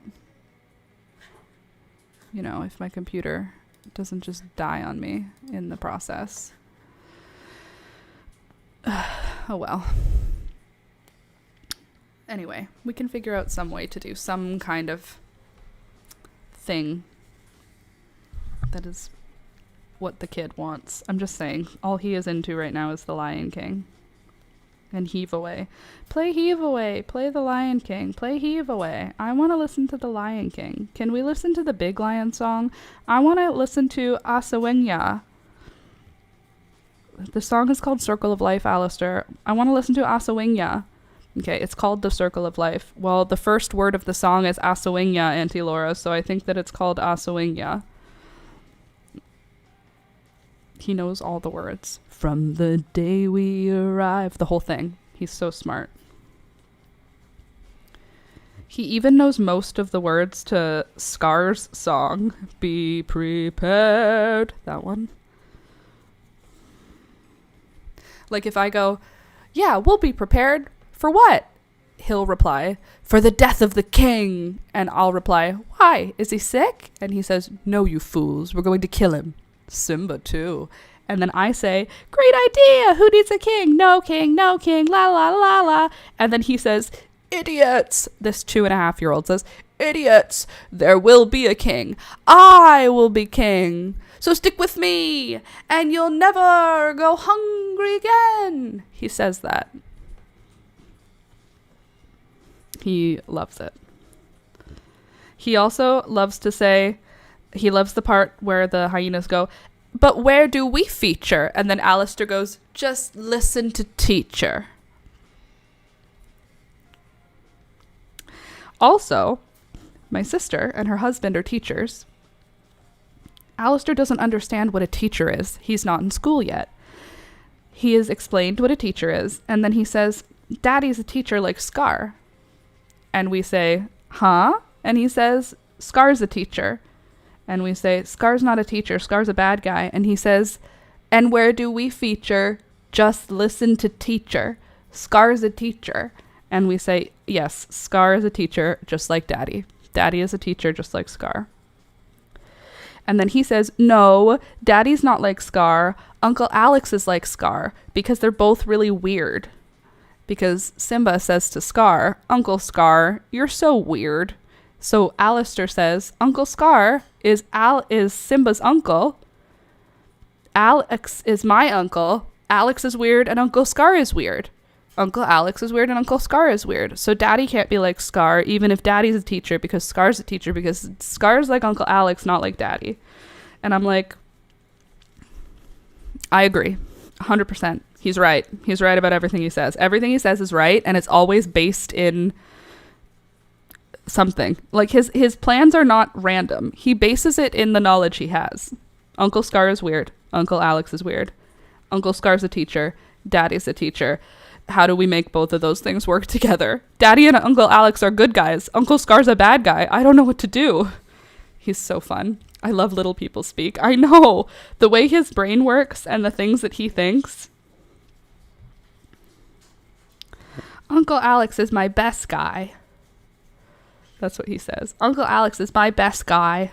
And I say, oh, Uncle Alex is my best guy. And he goes, no, Uncle Alex is your baby. Uncle Alex is my best guy. And I say, Uncle Alex isn't my baby. I just call him baby. And he says, like a love name? Like a love name? Is baby your love name for Uncle Alex? You call me baby. Baby is your love name for me. And I say, like, yeah, I called you baby because you were a baby once. I'm not a baby. I'm a big boy. I'm a big boy. I could have coffee like big boys do. I could have Diet Coke. And we say, no, you can't have Diet Coke or coffee. And he says, when I'm big, I can. When I'm big, I can have Diet Coffee and Diet Coke, and can have coffee. And I say, you can try my coffee. And he said, no, it's not good. it'll be good when I'm big. And I say, that's right. You're right about that, buddy. The things this kid says, amazing. Amazing. He's so smart and also so stupid. 2-year-olds, like the stupidest people you'll ever meet. Also, some of the most empathetic and thoughtful people you'll ever meet, but also some of the stupidest. Sometimes the things that he does, I'm like, I don't even know what the train of thought was. Were you just following one foot after the other and this is where you ended up? The answer will not surprise you. The answer is yes. There is no pre-planning when you're 2. But he says so many things now. And yet when he counts, he can count to 40 now. And when he counts to 40, he still skips 15 every single time. Since he counted from 1 to 10, he has skipped number 15 every time. 13, 14, 16, 17, 18. He doesn't miss any of the other 5s. He counts 1, 2, 3, 4, 5. And then he also does like 25, 35. But for some reason, 15 don't make sense. 15 doesn't make sense. 14, 16, 17. He can count to 40. I think that's probably really good. Let's see if let's see what the age is. How old are kids supposed to be when they do cool stuff? Let's see what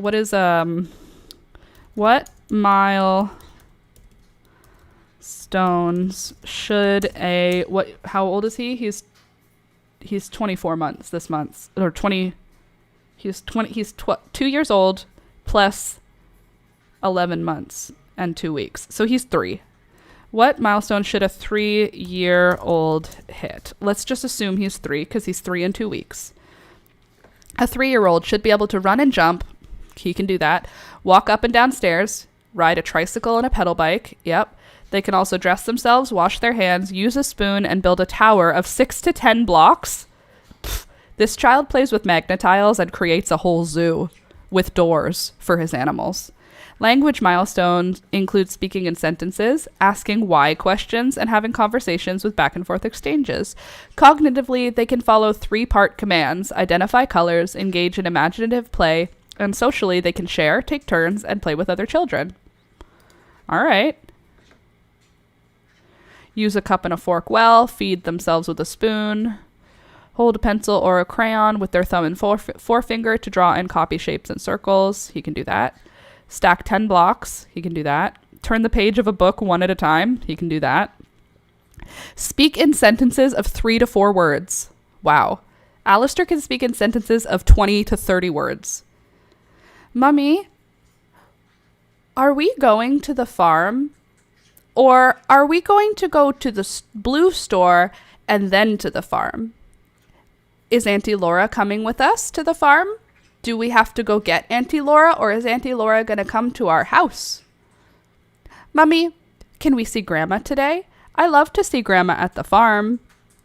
Grandma lets me pick up pine cones and throw them at the pine cone tree. And then she pulls me in the wagon. Literally. He has 3 or 4 words. No. Say their first name when asked. Do you want to know something about Alistair that he can do? I don't know if this is really interesting for you, but to me, it's the biggest cool thing. He knows his first name, his last name. Well, no, he knows his first name, middle name, and last name. He knows his mom's first name, middle name, last name. He also knows what her last name used to be. He knows his dad's first, middle, and last name. He knows his address.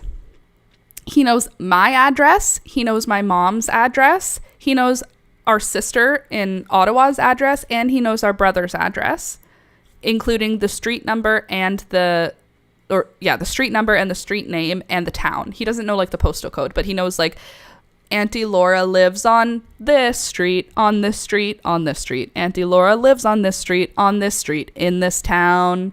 And if you say, where on that street? He'll say, Auntie Laura lives at 123 this street in this town. So he can say my full name and my full address, his full name and his full address, my mom's full name and her full address. So him knowing 3 words, that's a lot. Engage in conversations with at least 2 back and forth exchanges. Definitely. Tell simple stories or recall parts of a story. Definitely he can recall parts of every story. Name familiar colors and understand the concept of same and different. Understand the idea of counting and may know some numbers. Sort objects by shape and color. Yep. Complete age-appropriate puzzles with 3 or 4 pieces at 3 years old.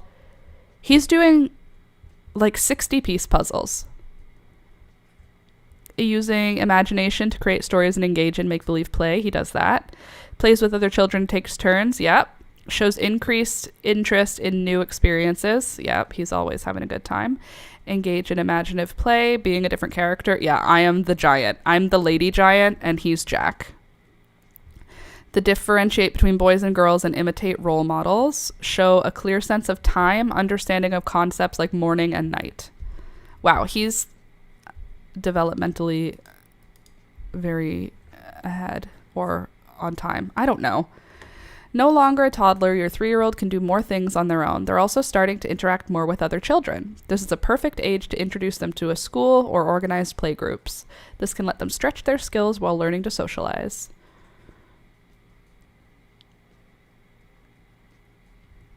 And language, let's see. 3-word sentences, uses words that are 75% understandable by strangers.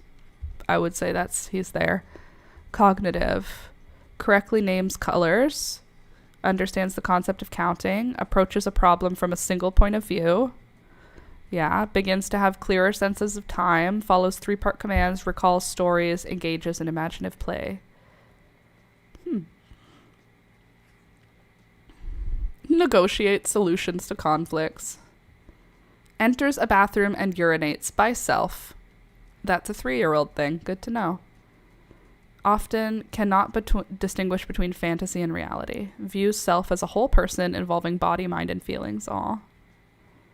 Imagines that many unfamiliar images may be monsters. Oh, that's sad. Okay. Cool. So if anyone sees my sister, let her know he is on time with all of his smartitude. God, he's cute. All right. Back to work.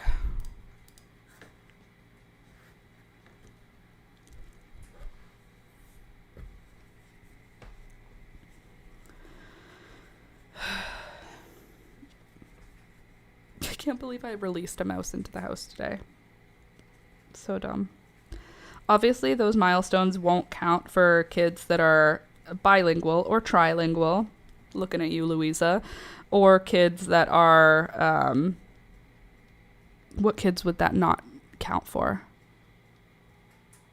I guess preemies probably wouldn't count in those milestones. Kids who are learning more than one language at a time. But Alistair is learning English. I mean, he's got a couple sentences in French and in Spanish, but other than that, he's in English. So he's able to advance all the way up to 10. 3 or 4 word sentences? Jesus. This child will not stop talking. I wonder if he's related to me.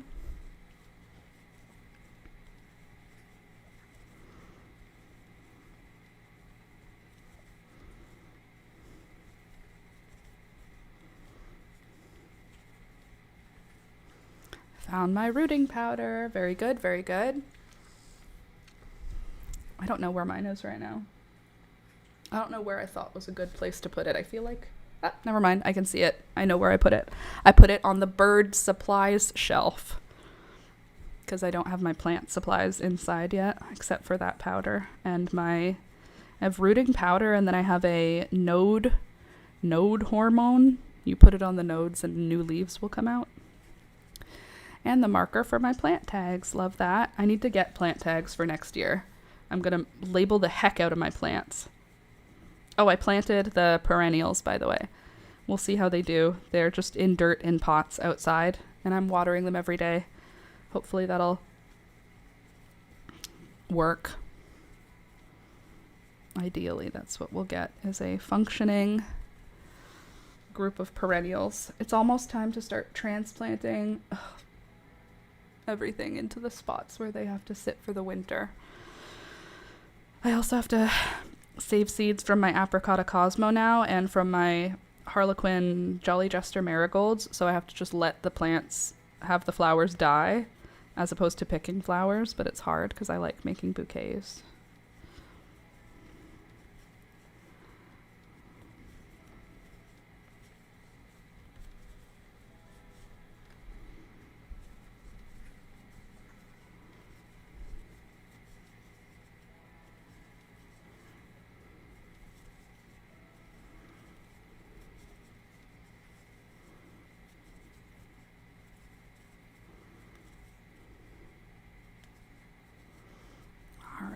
Let me just count my rows again.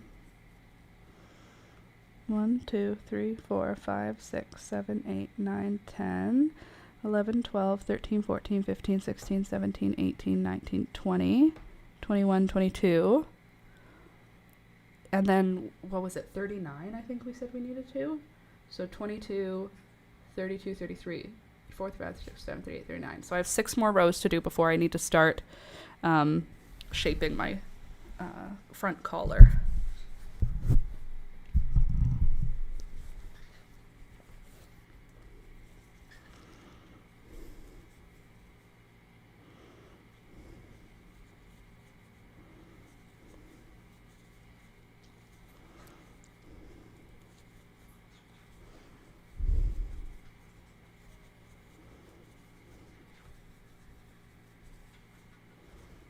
The birds have been so quiet today. I wonder why. Please hold.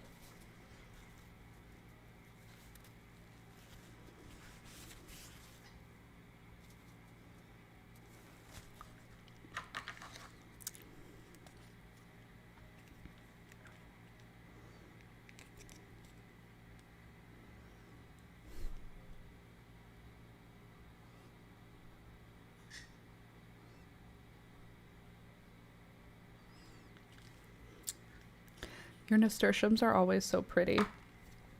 You know what, though? Interestingly, my nasturtiums did not really do amazing this year. I found that... Hold on. I want to put this in front. And then I want to crop it. Sorry, I found that I had no good luck this year with my nasturtiums. I found that they were, I don't know exactly. They were just, nope, that's not what I want. Hold on. Yeah. I found that they were just not really strong this year. I didn't feel like I had the best luck. What is the trouble? Why am I struggling? You go here, right? Good. And then you go here, no problem. Anyway, I found that they were not great. This year was not my most successful year with nasturtium. They are pretty in terms of the flowers are pretty always, but the plants themselves didn't have the best health this year. This summer was not I wouldn't call mine a nasturtium summer this summer. I do think that I have some really pretty nasturtium flowers, but last year, if you look at my garden last year, the quantity of nasturtiums I had was crazy. I had so many beautiful, strong nasturtiums. This year, it's not so much. I have a few, but I'm used to having a lot. I can't keep mine alive, and I no longer have seeds. Well, I can send you seeds for them in the spring, because I still have lots of seeds, I think. Did we use all of them? I don't think we used all of them. I think we still have lots of seeds. If not, I'll be collecting seeds.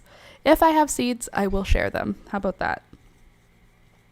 But next year, I think I want to be a little bit more intentional with some of my nasturtiums. I don't think I want to even try planting seeds that I know are going to make orange flowers. I think I'm going to just aim, like I always do, I'll aim away from orange, and then eventually some orange will end up in my garden. It's just how it goes.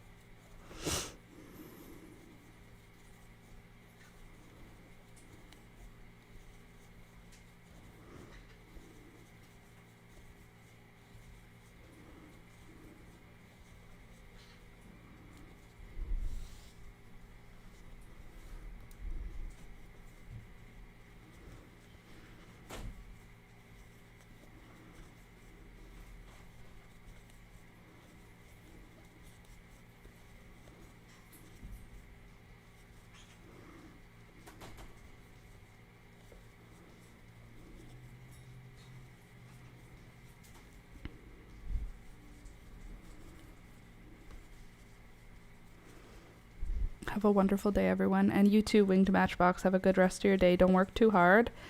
And thanks for hanging out. That goes for everybody. Thank you guys for being here today. Thanks for hanging out. Hopefully you had a good time. Sorry I was a little late. I will be on time on Friday, okay? I'm going to wake up early enough. I'll be on time, and you can be like, wow, it's only 9:01 and you're already here. So show up on time on Friday because I'm going to be on time, so you should be on time. I'm always amazed at how fast you work. Thank you. It's okay. Thanks, Candy. Appreciate that. Sometimes it happens. Also, I will have an update on the mouse situation. The mouse that is currently loose in my home, hiding, hoping to not be discovered. Probably somewhere warm and cozy. All right, I'm finishing up my last row of the day. And then I'm going to be getting going. And I will see you all on Friday. So have a good rest of your day. Stay hydrated. Take your meds if you haven't taken them yet. And if you did, good for you. Thanks for taking care of yourself. I appreciate that. I also do appreciate you being here. But even though I appreciate you being here no matter what, I appreciate it even more when you click the thumbs up button. It really helps the channel. And since you're here, please click it. And now I'll show you how far we got today. Here is the front of the sweater. This is basically this section like this. And now we just have to do the neck shaping. And then we'll be done, halfway done the sweater. There's a gomphrena flower on this one. So I think we will finish the body piece on Friday, and then the rest for me will just be filming it. Maybe I'll film tomorrow to work on it so that I have next week for us to put the sweater together and we can sew it. Tank top. What about my tank top? I have one on. Oh, you mean tube top. Right now it's a tube top. I just have to finish the tank toppy part. One last look at my beautiful, what did I call these? Firecracker vine flowers. I'm gonna press these ones, I think. So pretty, so autumny, so fiery. Look how pretty that looks. Isn't that nice? Wouldn't that be like a pretty hairpiece? Okay, now I'm leaving. Thanks for being here. Love you guys. Have a good rest of your day. I will see you on Friday. Say bye, everybody. Bye, everybody. Bye-bye.